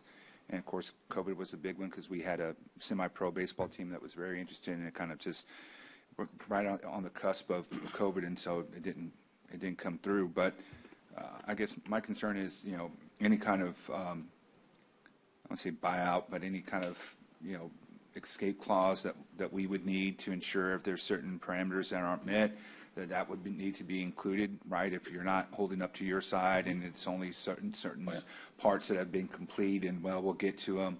I mean, if you're committed to wanting to field a team here, I'm going to support it. But we also want to make sure that you do meet what you're telling us, which is that you can address most of the issues, maybe not all of them. We know that there's a lot of areas that have been neglected over the years just because of lack of maintenance. But if you can kind of revive it and make use of it for you and make it nice and presentable for our home team and for visitors to really enjoy the experience, I think there's still a lot of spirit and effort in wanting to support our team there. It's a great, easy drive for most people to locate, and so I'd love to see use of it. I would also want to see something short-term that so you don't have to commit anything long-term, but we also don't tie ourselves to future discussions, as Commissioner Chesney mentioned, as far as, yes, we do really need to sit down and talk about the long-term planning of this. But, you know, we had a baseball kind of top golf kind of group that came about a year ago that was very interested, and it seemed like it would happen, and it kind of fell apart. So I get excited every time there's a group that comes in, and I'm always asked a lot of times what is going to happen with the ballpark, and especially most recently was kind of negative news that we had. So I want to always give it a chance, but I want to make sure too that you can commit to the improvements that you're saying you're going to do, and that we actually see improvements. So then maybe there is a new approach, maybe there is a recommitment that you can help us kind of stabilize that facility to where we see that we can still put it to use. Baseball tournaments used to be held there for the high school level until it kind of got to the point where it was just not safe for the players. So that's one thing that you all are going to have to consider on leveling the outfield and some parts of the infield, and so that's just part of it, right? There's seating issues. The lighting is still a big take, unless you're going to have them during the day, but good luck with the heat. So those are just some of the things that I know of, having just kind of lived this for the last several years, and I haven't bothered to check in the last few months. You know, I'm sure the deteriorating condition of it. But if you say you can do it, and if you are willing to put the backing behind it to prove it to us, not to say, oh, we're willing, but actually show how can you back that up? Who are your backers? This is the money that we have. Then I will support that. But I mean, I don't have a problem understanding that the time frame is essential to get some sort of agreement. I wouldn't have a problem supporting it for now, but contingent on legal giving the last approval and review of it, because we won't meet for almost another entire month. Normally we meet more often than that. So you're going to be playing hopefully by then. Yeah, and then and good luck on getting your sponsorships lined up in such a short window. But I wouldn't mind giving it a try if you all are willing to devote as much as you have indicated here in these attachments that we have. The nice thing about it is that's where, when they first asked us a year, because we asked for it to go a whole year, we want to keep the thing in shape. And the first year, I would say, those concession stands, it's so much chaos. I doubt we get to the concession stands. We ask, hey, food trucks, make the environment, bring people out, and do everything we can right off. I mean, everything we can to make the place nicer.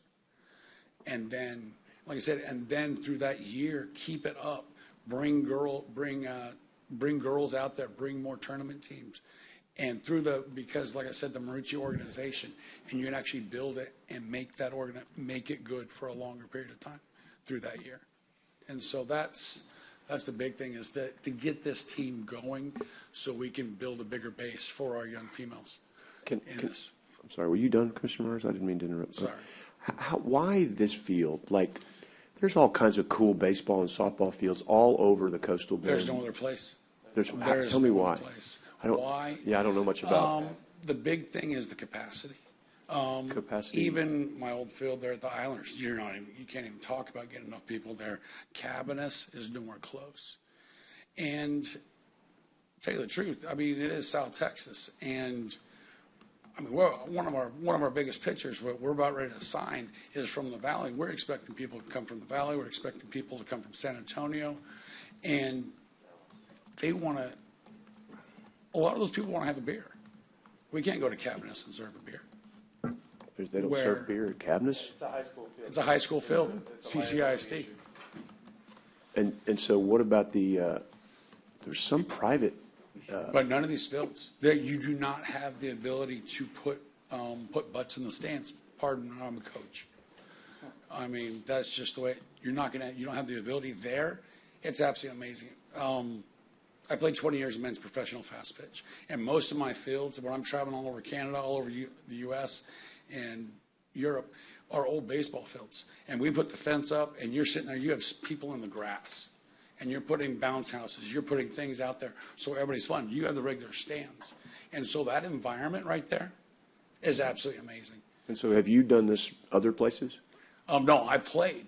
No, but I mean, so in your letter, it indicates the investment's going to be $200,000 in labor and materials. And I think the judge or someone asked, and you haven't had a chance to go get backers and all this stuff. Okay, that's good and fine, but where does that, but I got to ask again because and Commissioner Matos is right. We've had several groups that come in and it sounds really great and it's cool and it's neat. And if we don't support it, we look bad and so forth and so on, but then we never see them again. And I think this was one that Edward mentioned to me, and I was like, okay, great, but where's the money going to come from? How's it going to work? You know, it costs money to turn the lights on. It costs money to, I don't know if you're going to play at night, whatever.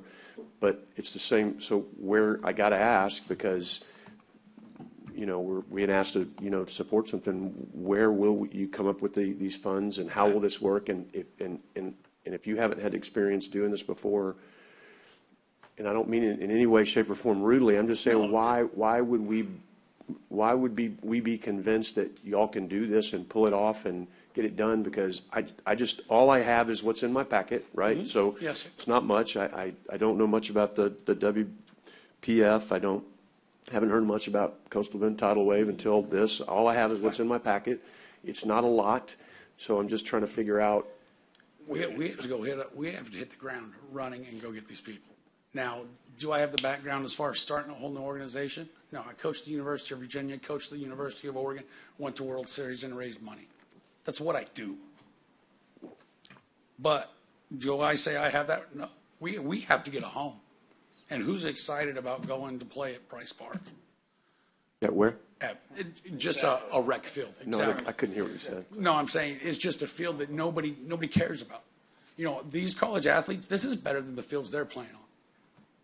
And so the point that you're getting people excited about coming into this environment, now I can go to a sponsor and say, hey, we're bringing in the top athletes for our young women in this community. Let's go have fun. And So it's May, what is today? May 22nd. Your first game was supposed to be when? it'll be June 12th. And so you're going to be able to find $200,000 between now and June 12th and get it all up to speed and do it. I mean, talk about. I don't see 200,000 in maybe. Well, that was. I don't see 200,000 in 2 weeks. Yeah, so now it's like that was the letter from Nicole Andrade that we got. And that's from the Coastal Bend Tidal Wave. Is that so? I'm trying to figure out who everybody is. So how does Nicole Andrade? Nicole is the GM. And she is the what are owner. you? I am Blake Miller, the head coach. Okay, and what's your role, sir? Joe Morabito, assistant coach. Okay, so you're the coaches. Yes, is sir. Nicole Andrade from Corpus Christi? Does she Yes, ma'am. Okay. Yes, sir. And so she's the one who sent us the letter. Again, so I'm just going with what I got. We're good. We're good. And it says we anticipate the investment to be approximately $200,000 in labor and materials. That's a big number. It is a big number, but we're talking about over the period of time. You're mentioning getting $200,000 in the next month. To get the field ready to play, that's We have an army of. Now I have done that. We have an army of contractors that are willing to donate their time to help get that stadium ready to go the next month. okay. So, and again, I'm going on this letter that I got that says investment during the initial use, setting the field for softball, lighting repairs, bathroom repairs. That's like takes dollars, right? Power washing interior, painting dugouts, installation of temporary fencing, repairs to beer taps, improvements to the press box, portable scoreboard, improvements, updates to the suites for use, improvements to the locker room, striping. I mean, that's real dollars. I mean, you can have an army of people, but you got to have the materials for all that and so forth. So, And goodwill. I'm just trying to, And again, goodwill. we just have had so many come before us before, and I hope it works. I really do, but I'm just trying to figure out how it's going to work because you're asking us to approve it, and Well, we'll never know unless you try it, right? Yes, sir. I mean, When I talked to Nicole, and Jenny and I both had multiple conversations back and forth, the 200,000 was meant to be throughout the year. It was going to take, they were going to do small improvements, start the game, get sponsors, start doing it. It wasn't going to be in the first 2 weeks, but Yeah, there was that's what I'm major asking. work that needed to be done. But it was relayed to us that that would be what they wanted to accomplish throughout the year, and that's why we wanted to put that, some wording into the contract, that that's part of giving them the field, that this would be perimeters that they have to meet if they want to continue. And I think a short-term lease to see if they can get it off or something, if y'all can agree on wording and the contract or something is. And if the yeah. court would designate a member of the court who I can work with to make sure that the measures that I'm asking for in the licensing agreement are agreeable to the court, that way in the June meeting, perhaps they can ratify, the court could ratify an agreement that is already underway. But, and I guess, and that's fine, but I mean, my concern on this, I'm being honest too, is if this court determines that in a month or 2 months that we're going to go a completely different direction, I don't want these people to spend their money and time on this thing. I'm not saying that's where we're going. I don't know. But I mean, if they're going to spend all this money for a short-term lease and then we decide to go a different direction, because this is literally the only, like, let's say this one works. This would be the first one that would work. We've had zero interest in that field. We couldn't get high school teams to use it when it was in operation because TM wouldn't build their own field. London wouldn't build their own field. We couldn't give the thing away, Edward. I mean, and you know this because I had London out there, and I think one of the commissioners had TM out there, but they don't need it anymore. So my concern is I don't want to waste these people's money and time if this one does work, and it's the only tenant we have, because that's not sustainable either for us, because that thing's going to take, I mean, from what Edward's estimated, what was it last time, Edward, 4 or 5 million that we needed to put into that field? I mean, to get it really to where it needs to be. I mean, that's a huge deal. It wasn't 4 or 5. It was about 2 million, somewhere around that area. So To essentially, we were going to completely redo the field. We needed to redo the scoreboard, which is a large portion of the cost. Then go through the facility and redo the suites and and then figure out who's going to ever use the thing. Exactly. I mean, that's the thing. And I mean, this is not enough of even if this works great, it's not enough of a tenant for us to spend $2 million on and hope that they work, because, they're going to be using it for 2 or 3 months a year, and then there's not going to be anybody using it. That's what we're saying, we want a full year. What's that? We want to keep it up the full year. They wanted a year was the short time, 1 year. We want to keep it up the whole and time. We then don't want the thing to fall apart and then have to go back and go do the their same thing lease, again. they are asking for a year. No, to but all you're going to use it is June through August. No, that's sir. No. They got winter that's what ball. this letter said. No, I'm just reading what the letter In the says. conversations, though, she said they were wanting to bring some other playoffs and other games here. Maybe that wasn't in her letter, but Jenny and I both were talking to her about that. Okay, so all right. So being fair, at the conclusion, there will be a playoff series. So let's say it's June through September. What would be the use after that, right? I mean, in other words, it's just I just don't want them to waste their money and time, and then we decide to go a different direction. But if they want to, I mean, as long as you know what's out there, that we're going to have a big picture conversation on this thing, because Whether it's beneficial to continue or not. I mean, I don't know that we can do a year lease with someone, and then we can't have a conversation because they have the lease. So what do we do then? Let's say we give them a year lease, and then we decide we can't ever sustain this thing. Then we've given them a year lease. Then we're stuck with that year lease. I don't know what to do. Maybe we need to do a shorter term lease and ask for less improvements, just the basic necessities, so they can get it going. But I don't know. I mean, I think it's great, but I don't think that just this tenant can make this work based on the length of the season that you're talking about, June through September or whatever. But I don't know. They obviously see it as a long-term investment, and so that's promising to me, right? Yeah. But I do think we need to reevaluate it, assuming that this is a success or some variety of success, and then decide if that's something that we can continue to commit to, or do we need to make a goal about the future? I think we can run parallel paths on that and still honor this group's, expected commitment to the community and to that facility. So I'd be very much willing to serve as a point of contact if the judge is not available. And I know, It's in your district. I think it's you'd be in the precinct, person. but I mean, if anybody has a passion about it, I mean, Precinct. I think we're all sports fans in one way or another. But just like I said, I mean, some of the experience I've had, I mean, kind of knowing what to look out for, what to ask for, I think will be helpful in providing suggestions also as well, right? We want to do it the right way. Yes, sir. If we know there's a pitfall coming up, then we know how to avoid that, and Edward obviously does with the previous tries that we've made over the years. So I like it, once again, because we're not asking the taxpayers really to put any investment in this. Y'all are willing to self-invest and bring entertainment value to our community, and that checks off a lot of boxes to me. And of course, yeah, I mean, our we gotta do softball something for community is unbelievable here in our area, and we have so many teams advancing through the regionals and up towards state. So we're strong. I believe like you do that we'll have a strong fan base once you're able to get established. So, but we still got a lot of work to get done with legal before that can be finalized. But I'll be supporting it at least tentatively until we hear differently from.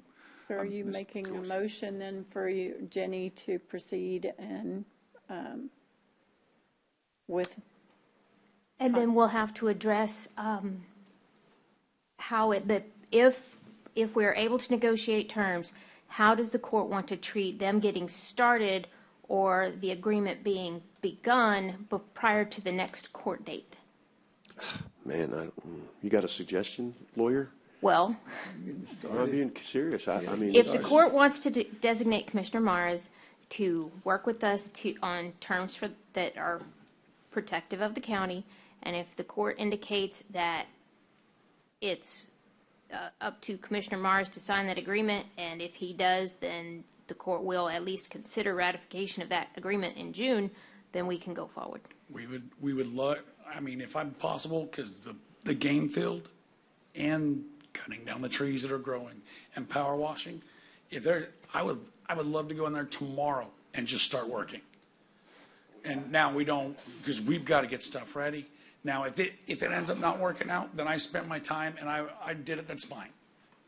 But there is so much, I have so much sweat equity that I have to put in that. I think so. It's currently a baseball. I agree with you. Switch to a softball field immediately. Gregory Portland has a nice complex. Yes, they do. Yes, sir, it does. And it doesn't have seating enough for what it is. And I'm sure when they built it, they weren't sure if it was going to be a success. Yes, sir.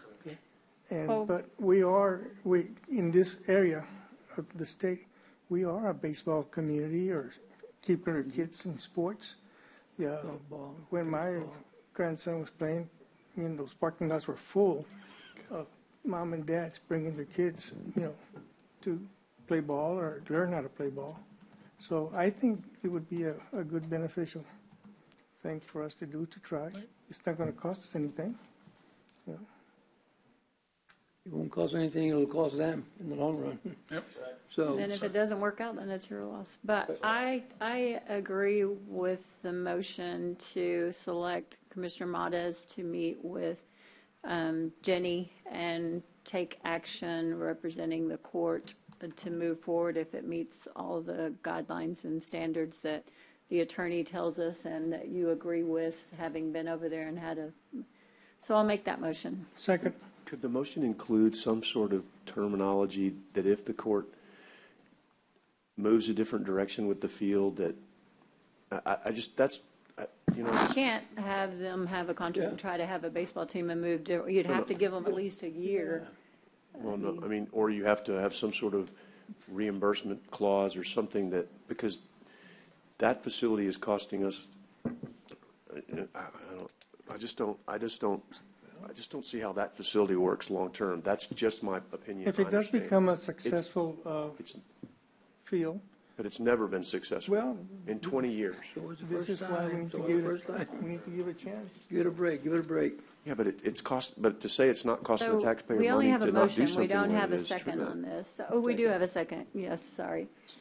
I'm sorry, I didn't mean to interrupt That's you. okay. Yes. I just want. Well, I think that the will of the cool court has concept, been but- heard, and Commissioner Mades and Jenny will do their best to represent the wishes of the court. And I believe that it's an opportunity. It's out there where I live too. I have no problem if, I hope you're successful. I hope it does work. I do understand it's a big cost and the county can't put anything in it. So I have a motion and a second. All those in favor say aye. Can the motion say authorize them to get started? Yes, he's got the authorization to get started. So if they work out the agreement, they can go to work as soon as Commissioner Matas and Jenny sign off on it. Yes. Okay. They won't have to bring it back to court. Okay. But he is representing our wishes on the court. Did we have a vote? Sorry. No. A motion and a second. All those in favor say aye. Aye. Aye. Any opposed? I'm abstain. One abstain. Thank you and good luck. And we do wish you the best. We know it's difficult and challenging, but good luck. Thank you so much. Yes, we would love to see something finally work out there. Yeah. Thank you, Edward. Good luck, sir. On item number 5, discuss and consider deselection of Govan Development LLC for engineering services for Hazel Bazemore Improvement Project, Precinct 1. And then discuss and consider the selection. So we want to deselect Govan and select LJA Engineering for the Hazel Bazemore project. And this is because it was brought to our attention. I guess it's okay to say that it's true. Govan had let his SAM.gov number expire, and so we're having to change this. And our master service agreements. Hey, Michael, I want to ask you that because can you come up to the podium, please? When we did the master service agreements, it has a block on there to put in your SAM.gov number. Did we just, when we approved all those, did we all just fail to look at that? Or, I know when I went back and looked, it is a column, or did he just not put it in? Or should we maybe make that a requirement in the future or something to eliminate this kind of problem? Yes, I believe we currently have that requirement on there, okay. And all the items go through the county attorney's office to review. We give it to Holt, who represents the ARPA views. And we everybody looked at it, and we all also give it to the grants department. Yes. The other thing I should mention is we have to stop. Wait, Yo, Commissioner Gonzalez. Okay. Oh, yeah. we have no quorum. Yeah. Somebody's got us. Well, no, grab one. No. We don't know where he went. Oh, there he comes. Okay. Sorry. Oh, go ahead. We're 3 now. You're good. He's back. Oh, okay. Yes, with the door I and thought stuff. you were leaving. I thought you were leaving behind him. I saw you helping him to the door. Yes. I agree. But in any case, LJA does have everything that we need, and I believe the court's intention is to move this over to them. Make the motion to, I'm sorry, Judge. Go ahead. I was going to make the motion too. So go ahead. No, you go ahead. Make the motion to deselect Govan Development LLC and to select LGA Engineering for the Hazel Bazemore project improvement. We have a motion and a second. All those in favor say aye. Aye. Aye. Any opposed? Same sign. And the motion passes. Item number 6, discuss and consider authorizing and approving ARPA Engineering Master Service Contract Work Authorization number 2 with LJA Engineering for the Hazel Bazemore Park improvements. So moved, Judge. We have a motion and a second. All those in favor say aye. Aye. Commissioner Gonzalez. Any opposed? Same sign. The motion passes. Item number 7, discuss and consider authorizing and approving work authorization number 1 between Levy Dykema and for Oscar Ortiz Park. So moved. I'm sorry, Judge. I didn't mean to interrupt you. Second that motion. Second. All those in favor say aye. Aye. Aye. Any opposed? Same sign. Renovation? What's that? This, Is that renovation of the park? yes, the 150,000. It's precinct 3 funds. ARPA funds. ARPA funds? Yes. So we have a motion and a second. All those in favor say aye. Aye. Aye. Any opposed? Same sign. Thank you. I can't remember if I did or not. Number 8 and 9, bringing those up together. I'd just like to ask that those be an executive session. I have legal questions on those. You have a legal question Yes, on ma'am. this? Yes, ma'am. Didn't we do that last time? Go behind doors because of this same? No, I have different Same legal reason? questions. A8, I will bring that in. And 9? Commissioner isn't New here. information. 8 and 9, I'll bring those together, so we'll just. Item number 10, discuss, consider, and take action on Nueces County collecting plat application fees within the county's jurisdiction and related matters. Judge, I didn't have any backup on this. I would make a motion to table this because the meetings haven't occurred, the advisory hasn't been provided by the. I'd like to make a motion we proceed with this. Because I think there was a backup. I thought I saw it. No, because there's no advisory. There's been no meeting that's occurred. Yes, one. Let me ask if he's back here. I thought I saw something somewhere. Oh, this is the same stuff that was before. Yes, sir. It's the same, you haven't had any meetings or anything? Not with the Home Builders Association, right, So Commissioner? we have an issue first that we have to address. He made a motion to table, so. I don't mind if he wants to ask questions before, I mean, a couple of questions on process. I don't want to. Yeah, because I want to make sure, we're not having any meetings, why we're not having any meetings? Okay. Commissioner, I did email the Home Builders Association. They were supposed to get back with me on a date to meet with them. I still have not received a date and a time from them, so that's the purpose of not having a meeting with them.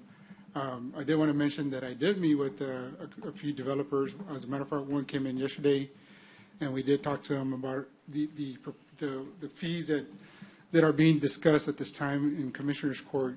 And I had mentioned to him, I think he's planning on developing out there in the London area, and it's about 99 acres or so with 33 lots. And I did talk to him about asking him, hey, are you okay with us, or do you think us adding a fee for us reviewing a plat? Are you okay with paying that fee? He didn't say that he had no issue paying those type of fees. Because if you really look at it, Judge and Commissioners, is that the fees that we're asking are like about $1,500. I guess that's like on the medium side. And for 33 lots, if you divide 1,500 by 33, it's only like $4.50 per lot. So it's not like each individual lot is being requested to be paid. It's not like we're asking each lot to pay $1,500. This is just for a plat review of the whole plat. Sometimes we have plats that come in 100 acres or 200 acres, and they have 600 to 900 units. So if you divide those 600 units or 900 units, you're looking at only like 75 cents per lot. So in comparison to what the lot they charge for, like for example, the developer from yesterday, if he's charging $200,000 per lot or $150,000 per lot, for $4.50 for a platting fee is minimal to what we're requesting as part of the platting. So how much do we expect to make then, if we're losing out on so much money? Then what would be your closest estimate of how much we anticipate to make I think, for the county? And that's going to be all depending on, of course, the development, right, Commissioner? Best estimate that you can. Best estimate, if we're looking at a whole year, Commissioner, we're probably going to be looking at maybe anywhere from, I'm going to say between 30 and 50,000 a year. The thing about it is also is kind of like these bigger industrial areas that we've came in. Those would be a little bit more because they are developing a bigger piece of property. And even though ones that have come to us and meet with us, and I'm talking about these industrial people that come talk to us and they say, hey, I mean, do you have any planning fees? Or do you have any fees that we need to pay to the county? And when we tell them no, they kind of laugh and they kind of say, hey, why not? So they're used to paying these fees in other counties and in other communities. And when we tell them there's no fees for the county, they kind of just say, okay, you know. So we get emails all the time. So I've always said I support this issue. I support the concept of it, but I do agree with, and I'm glad to hear that you reached out to someone from the development community. Once you can sit down and talk to their leadership, I know that they have their association, and get a better consensus of that, bring that back, then obviously then we hear from legal. That's my only worry, is that I'd hate for us to collect money and then the city try to trump us on it, and then we have to pay back. That could just get into a whole mess, right? A lot of work. So that's my biggest hang up. It's not about the fact that we should or shouldn't, because I totally believe that we should. I think it's an excellent concept.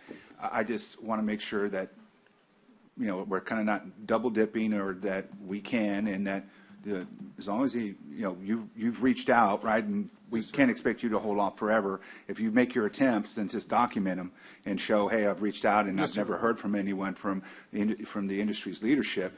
Then okay, and then also the legal part of it. I mean, just those are the two hang-ups. I mean, I agree until we kind of get those resolved. Let's just wait to hear.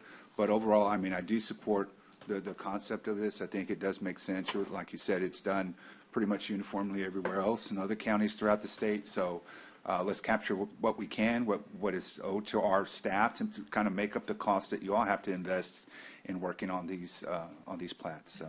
Yes, sir.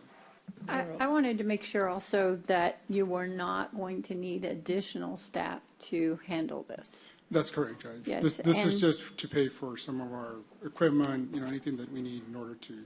And then the other thing is, that I believe, the way I read it, and Jenny, correct me if I'm wrong, there might be, that we wanted to be fully aware of what we're getting ourselves into and doing this, that the possibility if nothing is started within 30 days, then we have to go back and reimburse these people this funds. So make sure you're fully aware of what you're committing to, the staff that has to take care of this and follow up on this too. So I need yes. your commitment totally on this. And Judge, I've been here for 6 years with the county, and we turn around plats and driveway permits within the timely manner.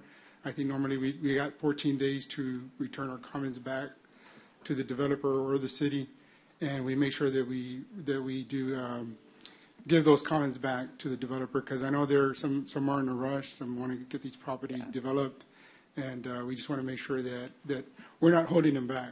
So we're already doing it, Judge. I think this is just a matter of just collecting the fees for it. Well, good. And just for the record, Commissioner Mottas, they did respond back to the county engineer and indicate they would get back to him this week with a date. And so that it wasn't that they didn't respond. They had a 75-year gala that they were planning last week, and so they had responded accordingly. And then we still don't have the advisory from the county attorney on this that I had asked for before, on whether or not we should be getting some of this money back from the city, or they're already collecting for some of these things, and that was the issue as well, that we had asked. I'd asked for that, and I don't expect you to have it, because that was less than 2 weeks ago. So that was what was not on here that wasn't there. So I'm not against the concept. I just want to make sure we do our homework on it either, and make So that do you we're think not. you can have this in the June 18th? Because, I can assure you, you might have talked to one developer, but I've talked to other developers that don't agree with what you just said, Juan. And if you want me to line them up, I will. So be very careful what you represent about that one. No, I was just talking about that one developer. Yes, sir. About that one developer. Yes, sir. And just to let you know, we talk to them when they call us. When they call us, like I said, some of these industrial. I know you don't care, but I'm trying. Some of these industrial people that come in and talk to us about what they're developing, they've always asked us. We got developments that are going to be going on 77 that come to us. We got that have asked us, is there a fee? And we just don't know. There's no fee. So they kind of just. And I think those are all new developments that are cities that has no part in right now. I mean, this is the county, and they're all in county areas. So I mean, I don't think that for us putting a set of fee starting now to new developments. I think that the city has to know that we are charging those fees, and what would they charge those fees? I don't see how the city would even charge those fees out there in the county area, but I think it's a good thing to have. Not a lot of money, but in the long run, it might help with some of the expenses, and they're not going to need a lot of money to hire staff or anything like that, but at least some expenses, that we might incur. So. I just think it's time we start doing it. I know other counties are doing it, and, smaller counties, and so I think that when you really need to look into it, I don't know if we can make a motion contingent upon one meeting with the developers. I don't know if it'll change anything or not. Just because they say no, I don't think we have to do what they say either. I mean, it's going to, this is something we want to do. It's not something that we want them to tell us what to do. So, I think whatever we can do, we always complain we don't have enough money in the county, and we're short. So here we're trying to get some money, and, now we're fighting that we don't want the money, so. And I'm sorry. Go ahead. I agree with you, Commissioner. I think we should do what benefits the county, not what benefits other organizations. You mean our constituents? Your Yeah, constituents. they're constituents. Our constituents. But they're yeah. also in I'll business. remind you of that one. You mean, Yeah. we shouldn't Yeah. we shouldn't take input from the people that are affected the most? That's all I'm saying is. No, I didn't say you so all didn't we're- take input. Right, so they, I said we have to do what we have to do for the county. right, but you're telling me we shouldn't have a meeting with the No, I people that are didn't affected? say that. I didn't Okay, say because that. they've responded We and said they're already happy. have a motion to bring this back for the June 18th, and Commissioner Chesney's motion, and it seemed like you were in agreement, Commissioner Mottos, with getting the information and bringing it back. Are you the second on that? Yes. So we have a motion and a second to bring this back on the 18th with the assurance, Juan, you can set them down and shore up a meeting and bring us more information next time. So all those in favor, say aye. Excuse me, Judge. Yes. I got something that I want Ms. King to read. On this? On the blighting? Yes, sure. Y'all were wondering if we had been talking to legal, this to the judges and the commissioners. We have been communicating with the county attorney's office, specifically Jenny Dorsey. And if y'all refer to the backup, one of the backups, it refers to the Texas local government code 232.0021. And it says the Commissioners Court may impose an application fee to cover the cost of the county's review of a subdivision plat and inspection of street, road, and drainage improvements described by the plat. The fee may vary based on the number of proposed lots in the subdivision, the acreage described by the plat, the type or extent of proposed street and drainage improvements, or any other reasonable criteria as determined by the Commissioners Court.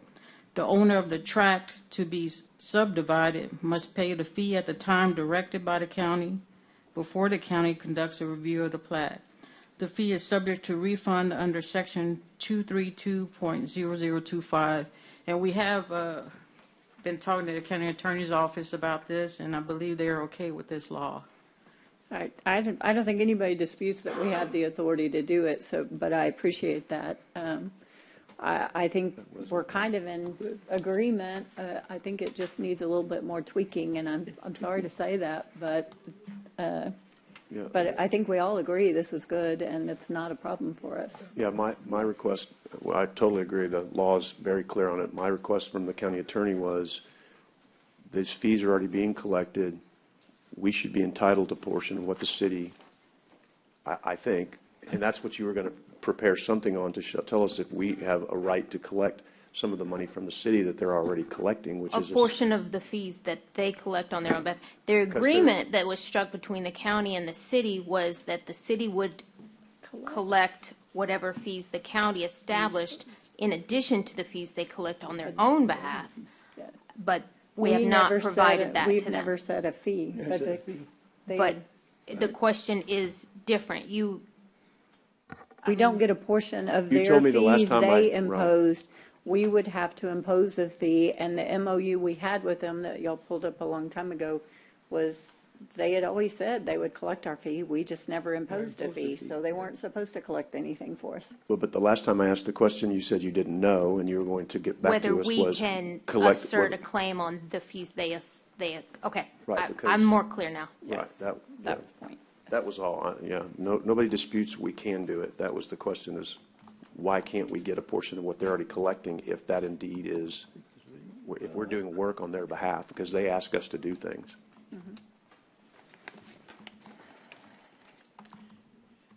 Okay. Thank you, Mr. King. And so just to clarify, we expect to have this resolved by the next meeting then? 18th, June. Right. Judge, I do see an email that they have responded to Juan's email about a meeting asking for a May 28th meeting with you, so just so you, Okay. so you know. So we have a motion and a second to bring this back on the 18th after the meeting to move forward, and with the clarification that he was asking from you, Jenny, I assume, yes. All those in favor say aye. Aye. Aye. Aye. Any opposed, same sign. The motion passes.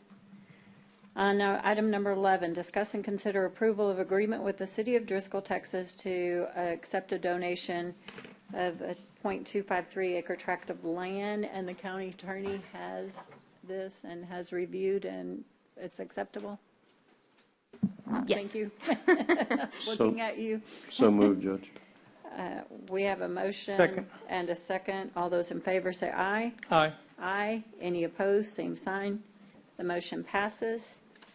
On item number 12, accept final completion of this. I'm going to take this into executive in a minute, but I would like for Mr. Huh? I was going to ask for that. Yeah, I first want to hear from Mr. Wheaton and Juan. I believe they've been having meetings, and they're all, Juan and Robert Breslin. I'd like to hear from them before we go back, if you could, please, and tell me where we are and where we stand.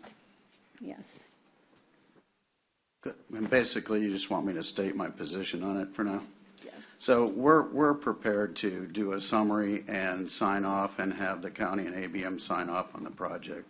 All the equipment, piping, and systems that were in the contract documents have been installed. That agreement would be contingent, and I think it's been discussed, on doing a study by a third party of the software that's DDC control or digital control of the jail currently. Other than that one outlier, I think everything else is complete and in working condition for through the majority of the entire project. And with the agreement that was, that may be coming up that we will be talking about later, Juan, are you saying you agree with Mr. Wheaton?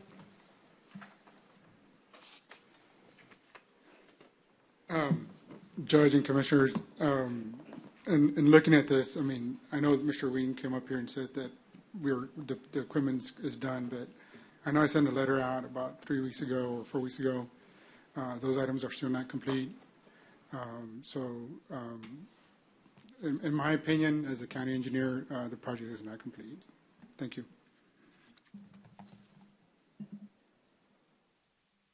You want to speak to, yes, Mr. Breslin? Yeah, it is on ABM's position. We feel comfortable that the equipment that is installed, as stated by Ron Wheaton, is complete and operational. Some of the equipment has been operational for over 2 years that we're talking about.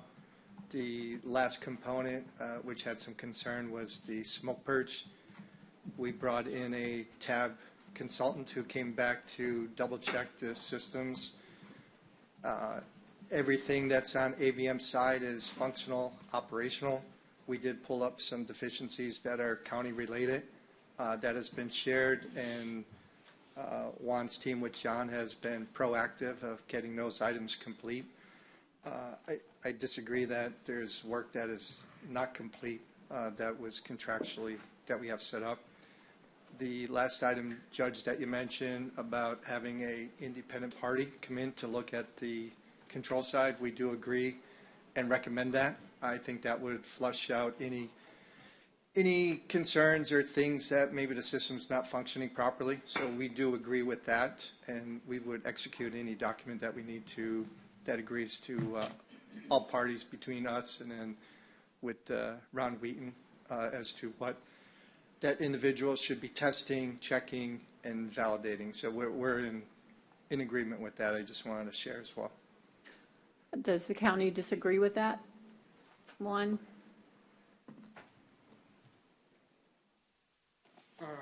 Judge, we do. And the reason I say that as judge is because some of the equipment doesn't work. We're still having issues with the equipment.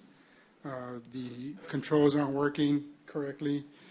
Some of the air handlers, there's a piece of equipment that has I know you're talking about all the things that you're saying, the list, but I meant on the agreement, the third-party person coming in. The third party? Yes, ma'am. Yes, ma'am. We discussed that. Moving forward with the third-party person? Yes, ma'am. I'm sorry. Yes. Yeah, that's what I meant. Yes, ma'am. I think since whoever, I guess, they come up with the third party, yes, ma'am. Okay.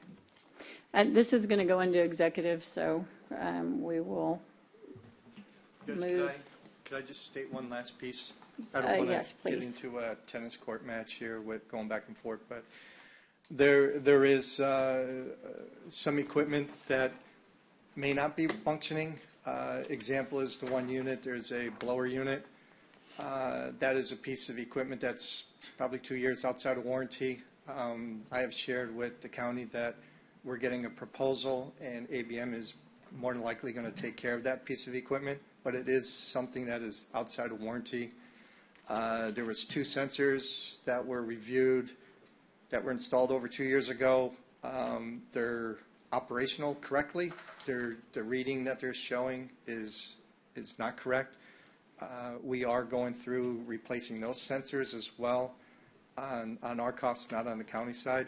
So I just want to be clear that when we talk about certain items that may not be working, we should be fair in stating what is maybe in a warranty stage, something that might be out of warranty.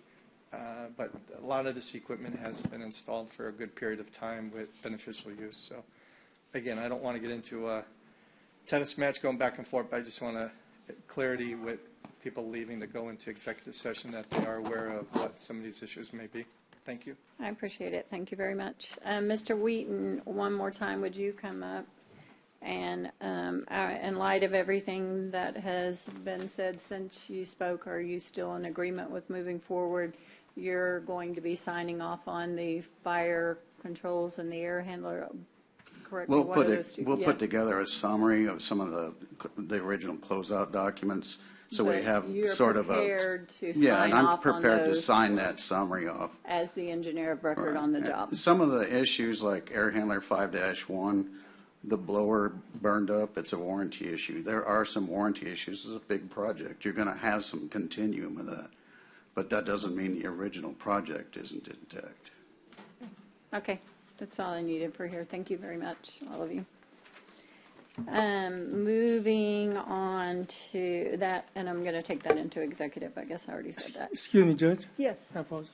I wasn't here when y'all discussed 9 and 10, the renovation of Hilltop. We pulled it into executive. You are? Yes. Okay, I got some video that I want to show. Will I be able to show it? When we bring it back out to talk about it again. Okay, that's fine. Yes. Item number 13, discuss, I'm through with you guys. Discuss and consider allocating Commissioner Precinct 3 American Rescue Plan Act ARPA funds 1, 2, 3, and 4 for a total allocation of $1.872138. That's yours, or are you making a motion? Yes. Yes. Yeah, definitely, Judge. Yes. I just wanted to kind of address the items we're well familiar with, the request that was made by the City of Robstown and the Nueces Drainage District Number 2 on repairing the bridge at County Road 44. Item 2 is listed as a Boys and Girls Club, and that's kind of just internally what we've used, but just for the record, that organization does not have any connection to that building at all. It is a City of Robstown property. We just kind of use it because that's the easiest recognizable name that people know when we talk about that particular project. So even though that's there, listed there, officially that's not the name of the building. But we could give the address and people would be kind of maybe uncertain of what we're talking about. But that's just for clarification if there's any questions out there. And that is for infrastructure improvements to the building and building only. All these funds that we're talking about, items 1 through 4, are all actual physical improvements or equipment additions that are going to be added. None of this goes to any salary. None of this goes to any particular organization at all. It goes to the improvement of the buildings on behalf of the community and through a partnership with the City of Robstown. So it's not has anything to do with any particular group. Same thing with item 3. We refer to it as the historic First Methodist Church building, but in reality it is not First Methodist Church any longer. It has the historical designation there. It is owned by a different group, and there is a partnership that is being worked through a nonprofit organization, and once again, through our partners at the City of Robstown for that building. And that will also be for improvements to the building itself, not for salary, not for any particular group. at all, other than to provide services for the community for children and/or adults. So just wanted to clarify item number 3. And item number 4 for your information is an item that we've mentioned also previously, Keach Family Library Inclusive and Sensory Playground Improvements. This was something we wanted to add on to the Story Walk Trail, but we decided the best approach would be to have this as a separate item. So it is a standalone item, but it is to be able to help children of all abilities. It would be the first of its kind in this area of the county. And so that's the benefit, and that is the target group. But it can be children of families who have children of various abilities be able to access and use this facility. So that's what that is. So just wanted clarification. I know there was some concerns brought up, and rightfully so. When you look at it, you may have wonders or worries about where or why is this money being allocated. But these are the groups and the organizations that we have agreed to partner with. And this is really kind of just one of the first steps. This is not necessarily the final step to get this project complete. We have to, internally, are trying to designate all our funding for now to be complete, but there's still a lot of process that needs to be worked on to get paperwork complete and other clarification complete. We appreciate our partners here internally with our county staff and also our partners at GrantWorks, who have spent a lot of time working on these various groups and trying to help us get to the end goal, which is supporting the community with rehabbed buildings. And then the programming will be decided by those organizations that have those groups, but of course with a city or a community purpose in mind, and that's all that there is to it. It's not about a membership that I've heard earlier. It's not anything that we are requiring or expect to have.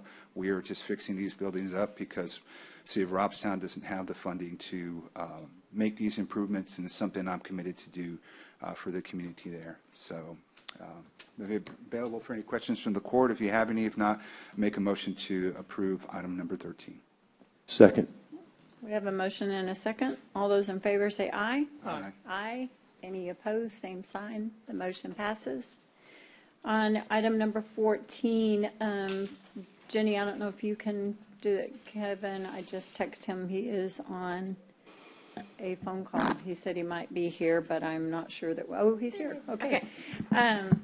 Discuss and consider the recently passed tax exemptions for qualifying daycare facilities in Tax Code 11.36, which took effect January 1st, 2024, and all related matters.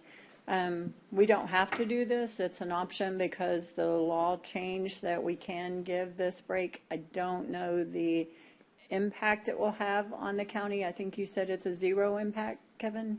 Yeah, what happens with all exemptions is when you have an exemption come on board, when we run the truth in taxation numbers, you have that levy loss that comes off, and so when that levy loss comes into that calculation, it increases the no new revenue rate to offset that levy loss that's in there essentially. So you're passing the cost on to somebody else.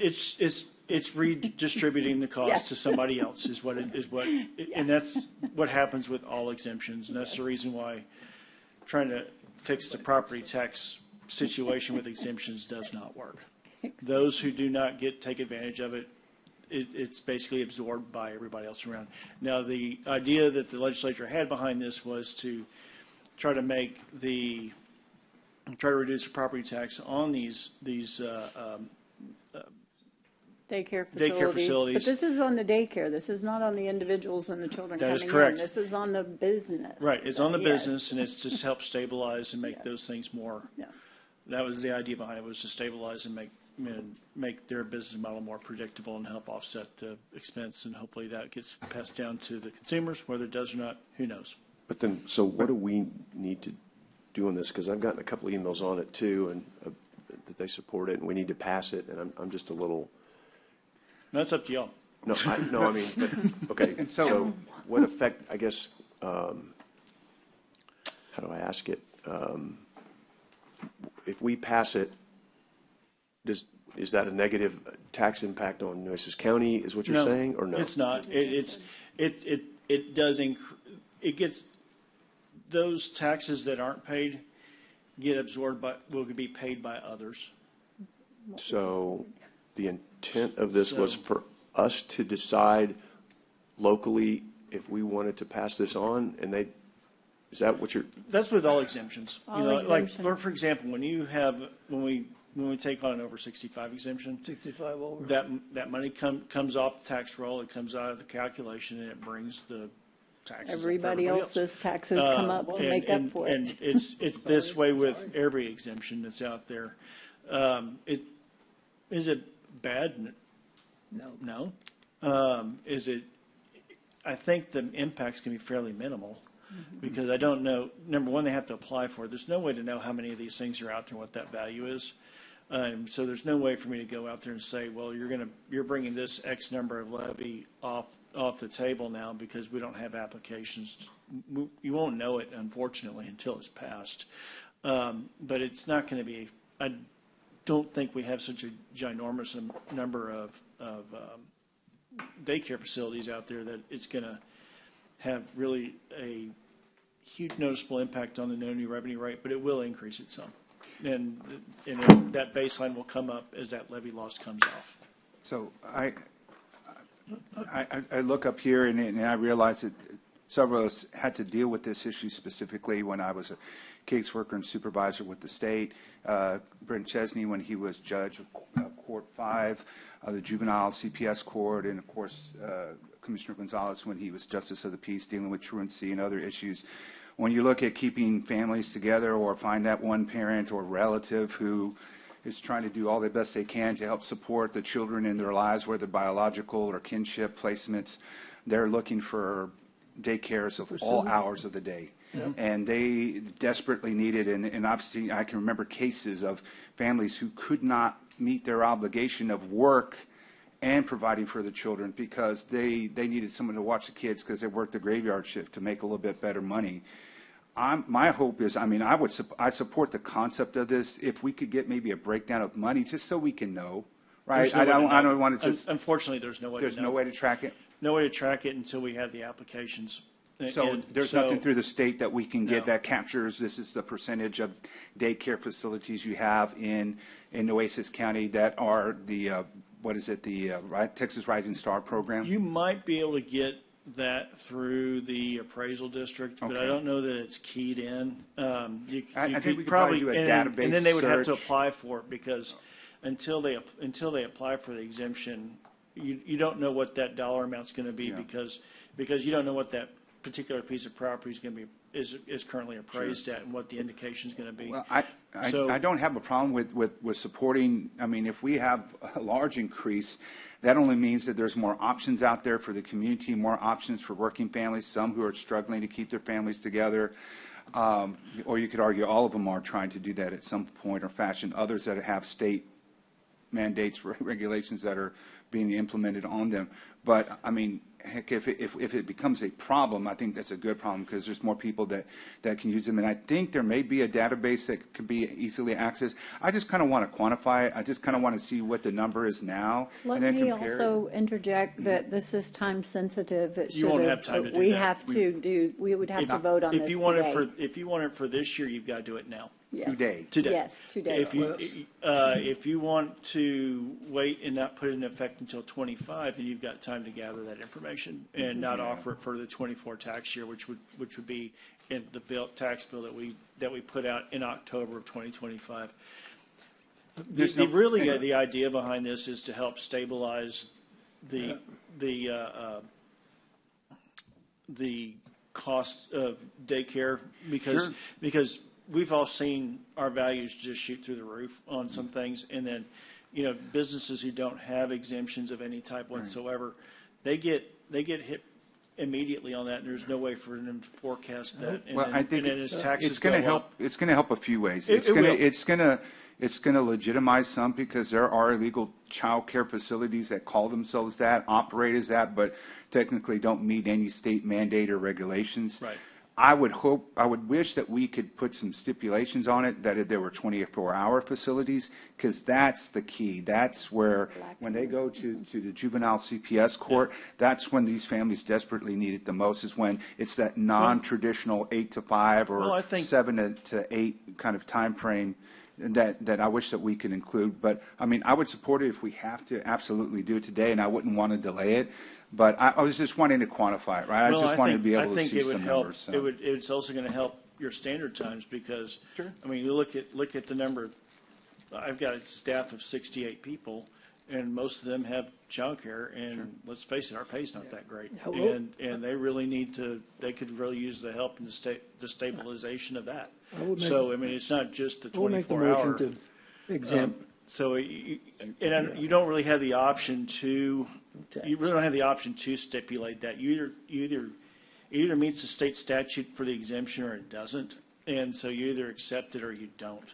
The only options really that you have if you do accept it is you have the choice under the state statute to decide how much of an exemption you want to give. The minimum is 50%. You can go all the way up to 100%, and that's a decision that you guys have to make. Well, I think I make a motion that we exempt daycare centers, facilities for 24, but we look at it again in 25. Second. And But how much? We will need an amount. Can you do that, though? Can you come back and do it? You can't come back. You can remove any exemption. Oh, okay. Yeah. Probably not too popular. Once you give it, it's really hard to take it away. Yeah, good luck. I'm not taking it away. But that's your call. But you can change and remove. Well, I would say 100%. I would say 100%. Second.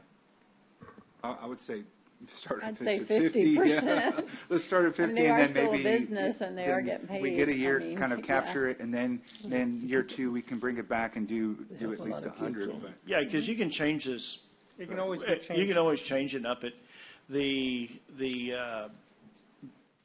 easier to start off low and increase than to start off high. I would highly recommend that if you are going to, if you do want to revisit it, you'll have a pretty good snapshot after, before certification. The earlier in the process you do it, the better, because you want to have an accurate estimate when those, how we get your notice of appraised values that come in April. I would highly recommend if you're going to revisit this that you look at it in February, so that way you can get that again, and then that way your notice that you get from the appraisal district in April will have some capture of that as well, based on what you're deciding to do. The only thing I'm worried about is that we go 50%, they're going to raise up the prices for what they're going to charge, and I would say 80% or 100%, either way, to me. I mean, but I'm not going to go 50%. To really make a benefit for the. Well, we have a motion to do the 100% in a second. Yes, do you want to take a vote on it? Well, I can rescind my motion to 80%. If 80% will help. What is it? 100%. We'll leave it 100%. Okay. I mean, you can always change it. Well, I agree, though, if we start high and then we need to back it down, then it's harder to pull that away. I'd rather start 50 and then say by next year we're looking at 75 or 100% fully, that we honor and recognize this is very important. I don't think that's the issue. But also, it's only those who qualify as Texas Rising Star program. Is that correct? Is that what I read here in the language? Owner or operator which participates, it's under Section 1136, Section 2, Sub A. I would defer that to the county attorney because so it's there on the backup documentation. So I mean, there are a lot of requirements already being put. So it's just not going to be. It seems like it's not going to be any old daycare that wants to do it. They have to hit those qualifications. So. But your point you made in the very beginning is like there's no stipulation on these costs are going to be passed down to the children and the families or anything. It's on the business. It's on the business to They don't. Yeah. But hopefully it does stabilize that property tax, so that piece. Yeah, so that piece is. Well, I've heard 50 and 100. How about 75? Do I hear one? So I heard twice. So let's go 75. That's in the middle. I'll be the middle guy on this one. I'll be second. Miracle. I've heard 250s and 200s. How about 75? Miracle. I'm in the middle for a change. I was in my motion at 75. All right, he said 75. All right. I received my motion to See? 75. Okay. I'm a compromiser. We have a motion and a second to agree to this for the 75%. All those in favor say aye. Aye. Aye. Any opposed, same sign. The motion passes. Thank you. I appreciate it. Thanks, Kip. You're welcome. Thank you. Item number 15, discuss and consider upcoming Commissioners Court meeting dates. I think we talked about one in November, possibly changing a date. I know it's not on here yet. November. Yeah, looking far ahead, I know we've talked about it before, and we still have time to discuss it if the court But I think feels we need to. it's But early enough to go ahead and change, and it's an absolute yeah, reason to. the 5th is going to be a busy day for Elections, several people, all of yeah, us. and so we just do it in one meeting, What is your Okay. proposal, sir? like the 13th, like. Either just have Like one on the 13th or 13th. have back-to-back the 13th and the 20th, just to add a meeting. I definitely like the 13th only better, if everybody else is okay with that one. I was gonna have 3 meetings. Well, you can come by yourself. Like I said, we don't have to deal with it now, but just I to think throw it it's out good there, to and we go can ahead and talk get it about out there it. for our We can calendars, talk but about it's it later. the election is a big deal, so I say we go ahead. Y'all aren't going to want to come the day after the election. No. You're going to be tired. Yeah. So we change the one, have Oh, one that's right, meeting in y'all too. November to the Clerk's 13th. office especially. Yeah, yeah, y'all are going to be super busy, yes. Okay, so what is the motion, Commissioner Modas? To consolidate to one meeting in November for November 13th. I'll second that. All those in favor say aye. Aye. Aye. Aye. Any opposed, same sign, except for Commissioner Gonzalez. The motion passes. Thank you. He Wait, said yes. Oh, okay. He wants 3 more meetings, Yeah, but whatever. yes. Okay, moving up to Public Works. Discuss and consider authorizing and approving supplemental agreement, should be number 4, not number 3, with Hanson Professional Services to provide stormwater management. This is an annual TCEQ requirement. I'll make the motion to pass. Second. We have a motion and a second. All those in favor say aye. Aye. Aye. Any opposed, same sign. The motion passes. Moving on to item C, purchasing. Discuss and consider conditional selection for Bob Hall Pier reconstruction and related matters. Conditional selection. I don't understand that. I know. We conducted a bid opening on May 9th. We received 3 bids.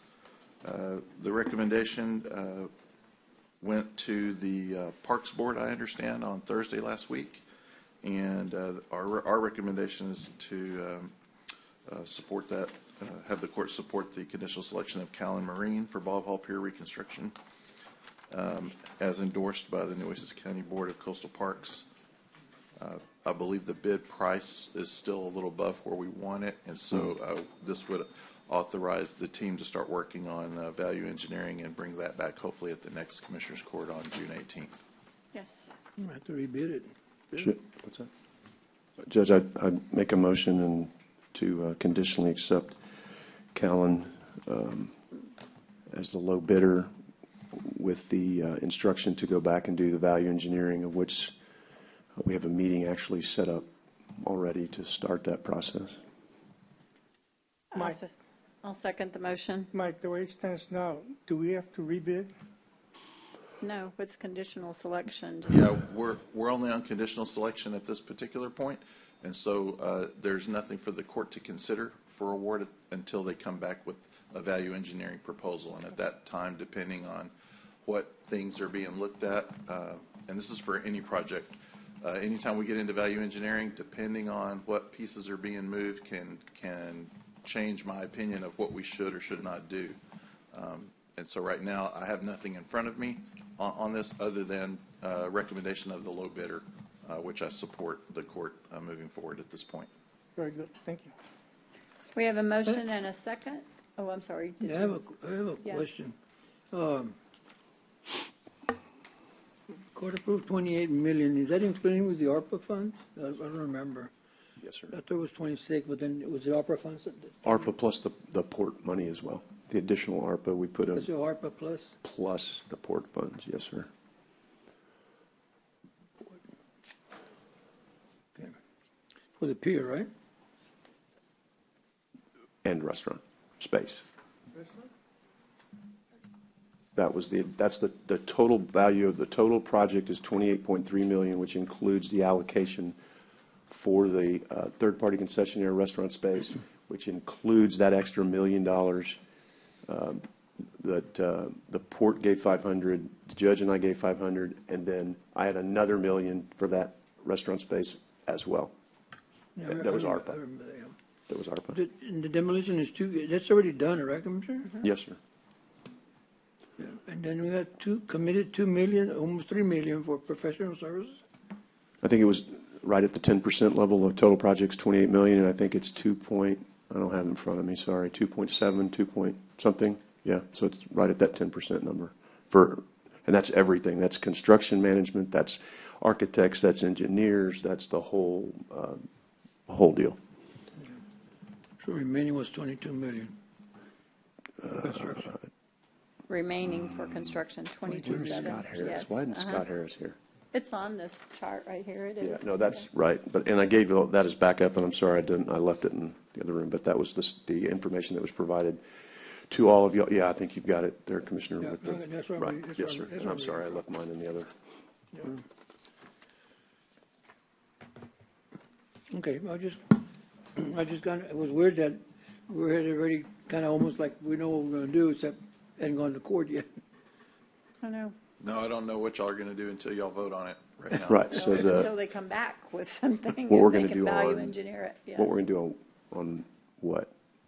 What were you saying? I didn't After reviewing it, I think that I just feel like it's already gone through the process of selection.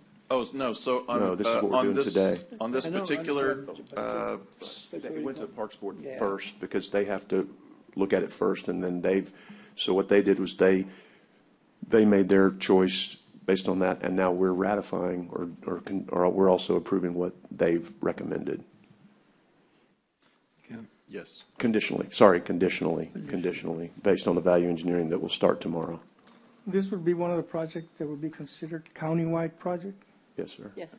Because I had some constituents while I was out. Can you I speak can't hear into you. the microphone? I had some Sorry. constituents while I was out, they went to my house, and they talked to me about it, and they said, well, if it's considered a countywide project, said, why can't we, those are not needs, those are wants, and the people here in Banquete and Agua Dulce really need drainage and fix the water lines and the sewage lines.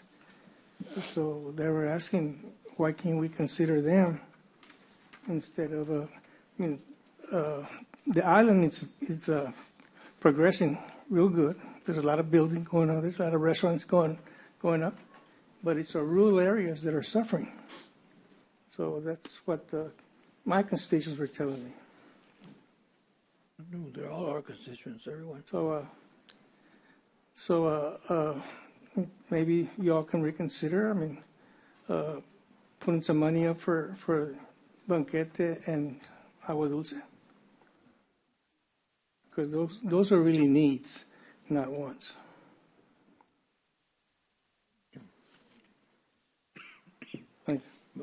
Thank you. So now we're going to just table this, Commissioner, I guess?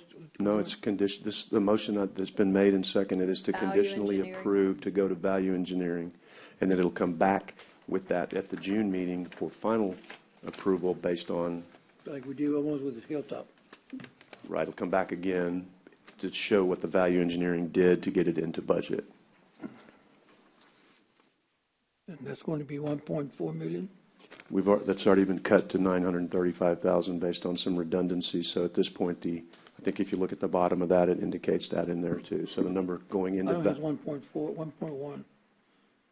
right. But if it's the letter that I provided, there was a number of about 935,000. If you go to the bottom of the letter on the back page, and I don't have it in front of me, but I can. If you,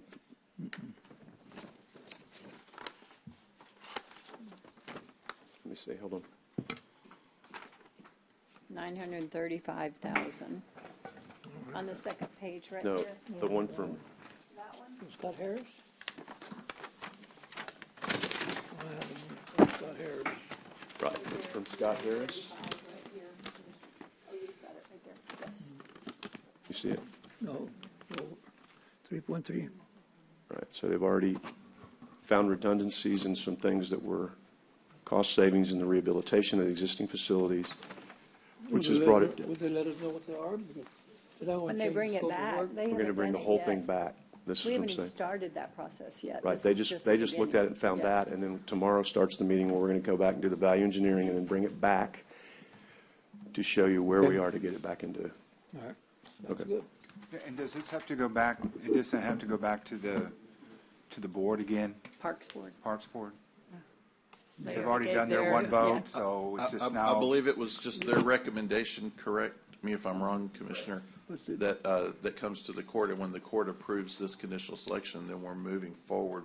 We don't have a requirement to go back to the Parks Board to execute Right, the but contract at the There end. changes you are. Right, no, but they'll be involved in the value engineering process, so they'll have their input at the value engineering process, so they'll have representatives there as well. Right.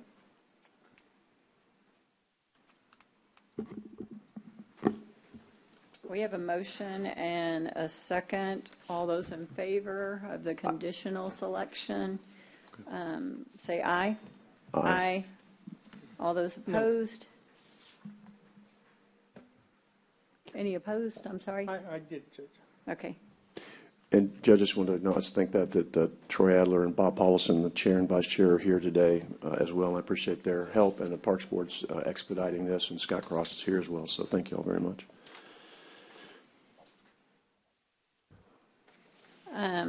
Moving on to item 2, discuss and consider authorizing and approving amendment number 1 to the agreement with Vulcan Construction Materials. This is regular use that y'all use throughout the year or something. Right, this is just a renewal, but anytime a renewal contains a price increase, we bring that in the regular agenda, which is what we're doing here. The price is going up from $86.86 to $88.86. Thank you. And on the ones that are within the 20-mile radius, that increases from 89.06 to 91.06 as permitted by the contract. And we recommend approval. County Attorney has reviewed this for legal sufficiency, and Public Works recommends approval. We have a motion. Second, sorry, No, there yes. wasn't one. Can you wait? We have a motion and a second. D, wait. Do we have a second? Sorry, did someone second? I did. All those in favor say aye. Aye. Any opposed, same sign. The motion passes. Moving on to item number 3, discuss and consider conditional selection of ICE for Amistad Veterans Memorial Park. Yes, we conducted a proposal opening on May 14th. We received 3 proposals. The recommendation is to approve conditional selection of International Consulting Engineers, ICE, for Amistad Veterans Memorial Park improvements. And also, recommendation would be to conduct some value engineering on this project as well to bring the cost within the available funds allocated for the project. Inland Parks has reviewed and recommends approval of conditional selection at this time, and then we'd come back as soon as that work has Motion to been done. pass. Second? We have a motion and a second. All those in favor say aye. Aye. Any opposed, same sign. The motion passes. Thank you. Thank you. Moving on to the Auditor's Office, item number 1, discuss and consider authorizing and approving a time-only change order number 5. I'm sorry, Judge, can I go back? I mean, I think number 3 was mine. Is that Veterans Memorial Park in Yes, Bishop, right? precinct 2. Yeah, we passed it. Yes, we passed it. You're good. Yeah. Did you have something you Yeah, I want have to change? something to, where's Michael? He's already gone. Yes. Did you have a problem with it? Well, I don't know about going over. I just see it's just why I was asking a while ago. Maybe we should have gone through conditional selection like we did in precinct 4. So I would have known what's going on, right? Michael, number 3. Yes, sir. You said we had to go to value engineering. So was there, like it was over budget? or was there alternates there or what? I mean, I never knew anything about this. Again, maybe we should have done the same route we did in precinct 4. We're conditional. That's what we Okay, just so, did. so just so the court knows, conditional selection is different than conditioned upon value engineering. Those are two different kind of ideas. Conditional selection is a step in the procurement process where we basically pre-select a vendor for a project based on them being low bidder, and then we have to go and put the contract together and bring that back to the court. And usually if they bid under the budget and we don't have to do value engineering, that resulting contract is just going to be for perhaps the base bid or an additive if all of that fits within the budget. And So then in this one here, and on then this one here, what was the, it was higher than what it was, what was it, what came out, what was the part was higher? Do we know? So my understanding, I don't know if Edward, he left already. My understanding was that there's a base bid amount of $1,012,317.35. There's an additive number one for $65,400 and an additive number two for $23,890.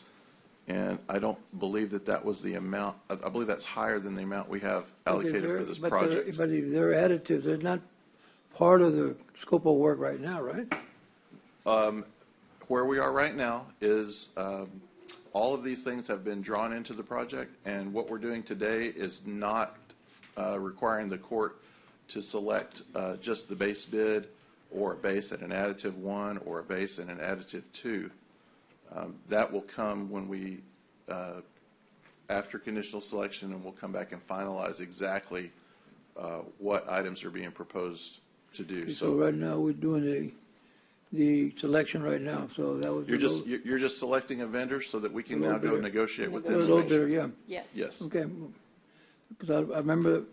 Yeah, and the court will always, when we come back for award, that's the key point. That's where the rubber meets the road. We're going to come in with the contract, and we'll have either Edward or whoever the project manager is on a particular project to explain to the court exactly what you're getting, right? You're going to get the base bid, or you're going to get the base plus an additive, and what exactly that includes. It might not change the base bid, right? It is possible that it might not. Okay, okay. The other thing it would be is if the project comes in higher than the amount, the court has the ability, if they seek additional funding, to add to the project where we can do the whole base bid and or other additives. You have that option as well. But right now, all we're doing is just picking a vendor so we can start that process. I got you. Okay, all right. Thank you. Okay. Do you want to unpass your own thing, or? You already passed, you already passed it. I'm just bringing it back. I'm just passing for you. Come on, just trying to help you out. Item D1, Auditor's Office, discuss and consider authorizing and approving a time-only change order number 5 for Alight extended post-implementation support. I guess this is extending the dates that they are available or something to us, or what? That is Time only? correct. Yes. It is extending the dates for the adaptive implementation and I believe also strategic sourcing, which impacts Michael Robinson. That's a purchasing function. It's a time-only extension. The time-only extension is being requested due to unforeseen circumstances, such as extending testing requirements and delays on our side, honestly, that have impacted the project timeline. Not financial, just time-only Yes, extension. it's a time-only I'll make extension the because motion their to hours pass. aren't going to increase. Yes. I make the motion to pass. I have a motion and a second. All those in favor say aye. Aye. Any opposed, same sign. The motion passes. Item E1, Human Resources, discuss and consider authorizing and approving Amendment Number 1 to a managed prescription drug program agreement managed by Script Care Limited. And this is time sensitive as well, but it will result in rebates and savings for the county. The insurance committee that was on the phone call highly suggests we pass this. Yes, and the insurance consultant's already showing its value in the 2.5 months that they have been contracting with us for a $256,000 increase to our bottom line, so it is recommended. We have a motion. I'll second that motion. All those in favor say aye. Aye. Aye. Any opposed, same sign. The motion passes. Item number 2, discuss and consider reclassification of the assistant foreman and foreman positions. Reclassification is to be funded by deleting one roadway technician position, resulting in cost savings. And I had a little bit of a problem with this one on the way we got a report. We usually get more detail. This just listed a bunch of people. Not that I'm voting for it. I voted all year long. Everybody I voted no on, so no offense. But the cost savings. This is a permanent cost savings, right? This is a permanent cost savings. That is correct. That's all, yeah. I would make the motion to reclassify the assistant foreman and foreman positions and deleting one roadway technician, making this a permanent cost savings. Second. And that's good, Juan? Yes, sir. Okay. All right, thank you. We have a motion and a second. All those in favor say aye. Aye. Aye. Oh, sorry, I'm voting no. Sorry. I have to vote no. I voted no all year long and everybody, sorry. Hopefully the new year will bring about a new vote. No, I still think these should be done in budget. We are a month away from budget, people. I still think this is, yes. It's permanent. Thank you, Judge. I agree. Thank you. It's not permanent. So we are down to executive session, but we have lots of items coming in here. Did I miss anything before we start rattling off all of that? That's the items coming in here? Yeah. Only got 2 there. No, we brought 4 more into there. Oh, Yeah. we did? And before we go in, I want to table item B from executive. Ms. Ida is unable to be here, and we send our condolences out to her right now, and we told her that we would Her husband passed table this. Second. We have a motion and a second. All those in favor say aye. Aye. So now I will, No date. 4B, Which one? Till when she wants to. to the next, but we may not even need to, until we bring it back, just till we bring it back. Until the judge brings it back. Let's do Yeah. that. Yeah, I think whoever, any one of us. What do we take into the bag now, 8 and 9? I'm fixing to list them all off. Okay. Okay. Executive session, public notice is given that the Commissioners Court may elect to go into executive session anytime during the meeting to discuss matters listed anywhere on the agenda when authorized by the provisions of the Open Meetings Act, Chapter 551 of the Texas Government Code, to the extent there has been a past practice of distinguishing items for public deliberation and those for executive session. The public is advised that the court is departing from that practice and reserves the right to discuss any listed agenda items in the executive session when authorized by law to do so. In the event the Commissioners Court elects to go into executive session regarding an agenda item, the section or sections of the Open Meetings Act authorizing the executive session will be publicly announced by the presiding officer in accordance with the authority of the Government Code, Vernon's Texas Code, Section 551.071, 551.072, 551.073, 551.074, 551.0745, 551.076, 551.086, 551.087. The Commissioners Court will hold an executive session to consult with attorneys, including matters related to litigation, deliberate regarding real property, prospective gifts, personnel matters, including termination, county advisory bodies, security devices, and/or economic development negotiations, and other matters that may be discussed in an executive session. Upon completion of the executive session, the Commissioners Court may, in an open session, take such action as appropriate on items listed in an executive session. Item A today is consult with the county attorney regarding a claim for Garrett Miller, County Road 52, and all related matters. Take action in same open session if necessary. Item A1 is discuss and consider authorization of premiums for a one-year policy term for property and liability insurance premiums. That would be 551.071? Yes. 551.071. Item A8 and 9 are in conjunction. Can we do those together? Discuss and consider authorizing Richter Architects to discuss, well, I guess we have to do, I have to read them all out. Discuss and consider everything about Hilltop Community Project and moving forward on items 8 and number 9. and coming out in open session and taking action if necessary. And that would be 551.071 as well. Item 3A12 is on the final completion of the equipment lease purchase from Bank of America on the bundled energy solutions projects, and that would be the same 551.071. 071, yes. I'm losing my thoughts. I think that is everything, guys. The ABM is that one. 3A12. That's ABM, the energy bundled. 8, 9, and 12, Judge, is that it? 1, 8, 9, and 12. Yes. And so it is 11:58, and we are going to executive session. Thank you very much. You're very welcome.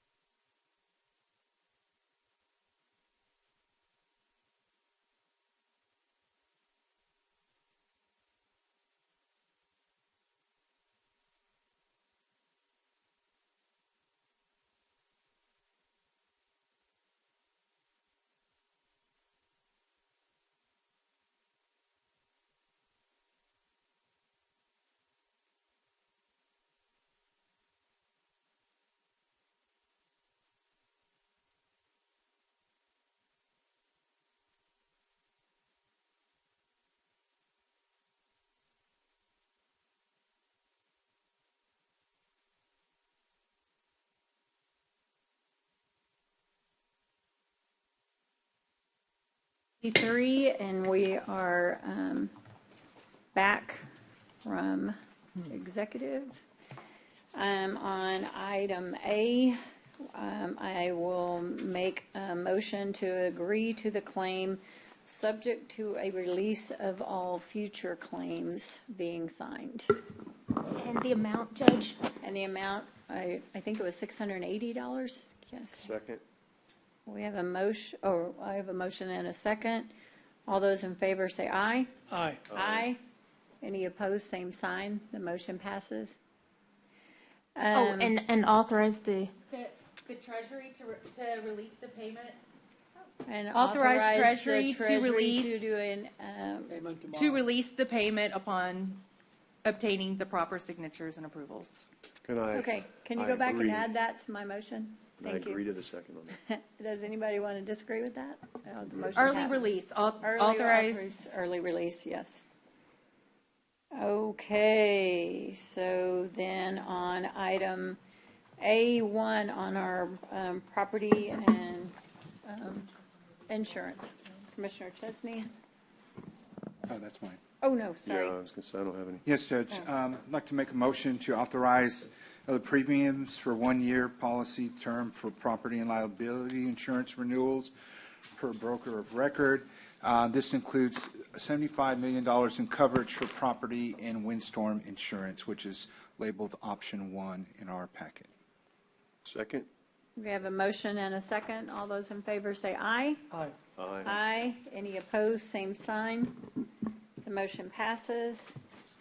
On item 3A9, I think Commissioner Gonzalez, you have a motion.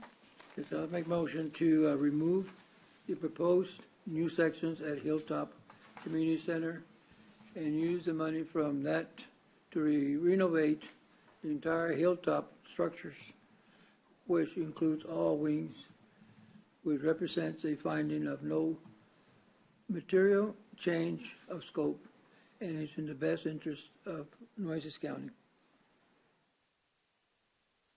Second. We have a motion and a second. All those in favor say aye. Aye. Aye. Any opposed, same sign. The motion passes.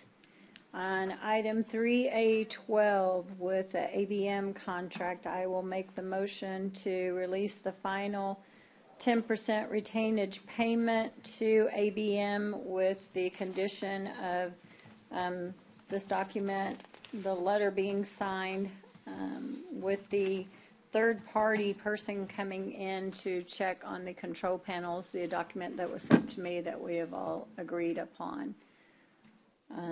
Anything else I need to say on that one, Jenny? I think that is it. That's Second. it. If there wasn't one.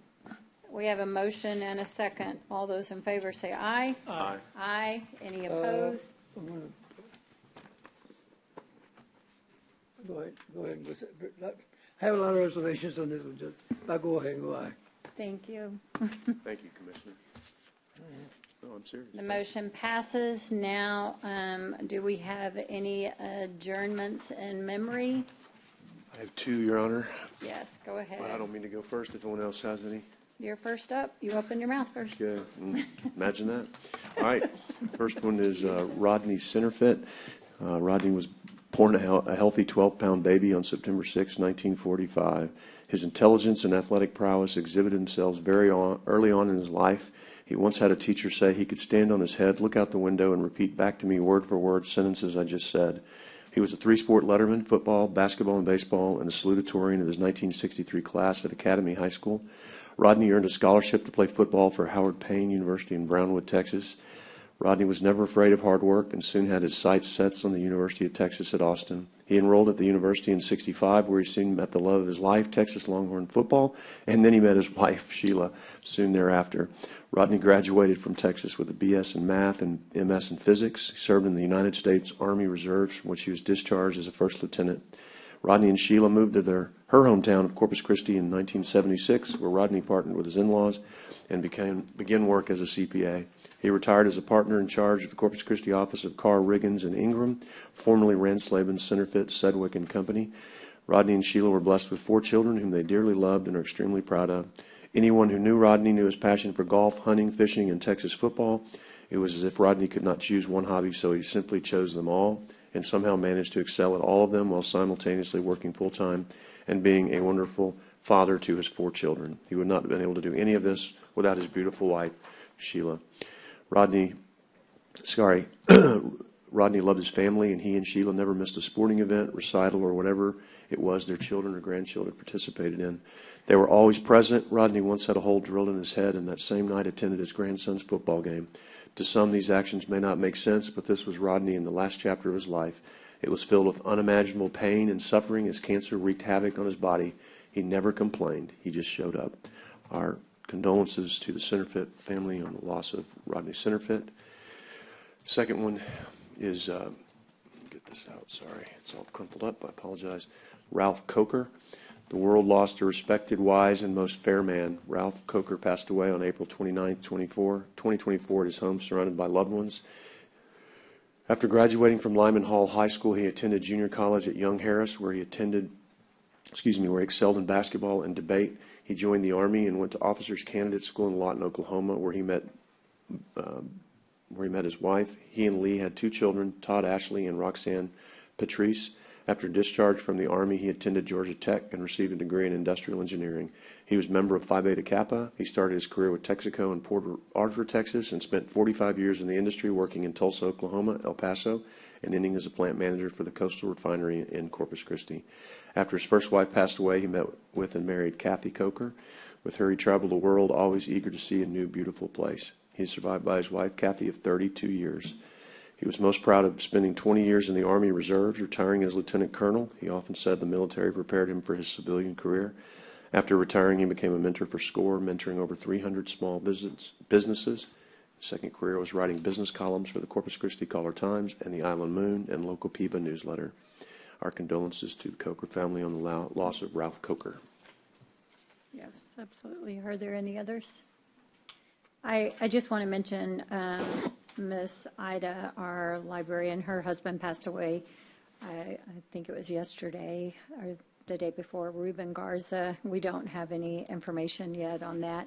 And then also Teresa's sister-in-law, and please include Minnie McLemore Fields, the sister of Tim McLemore, passed away yesterday at the age of 85, and we don't have that obituary or anything, Stu, but please, we keep both of those families, our county families, in our prayers for sure.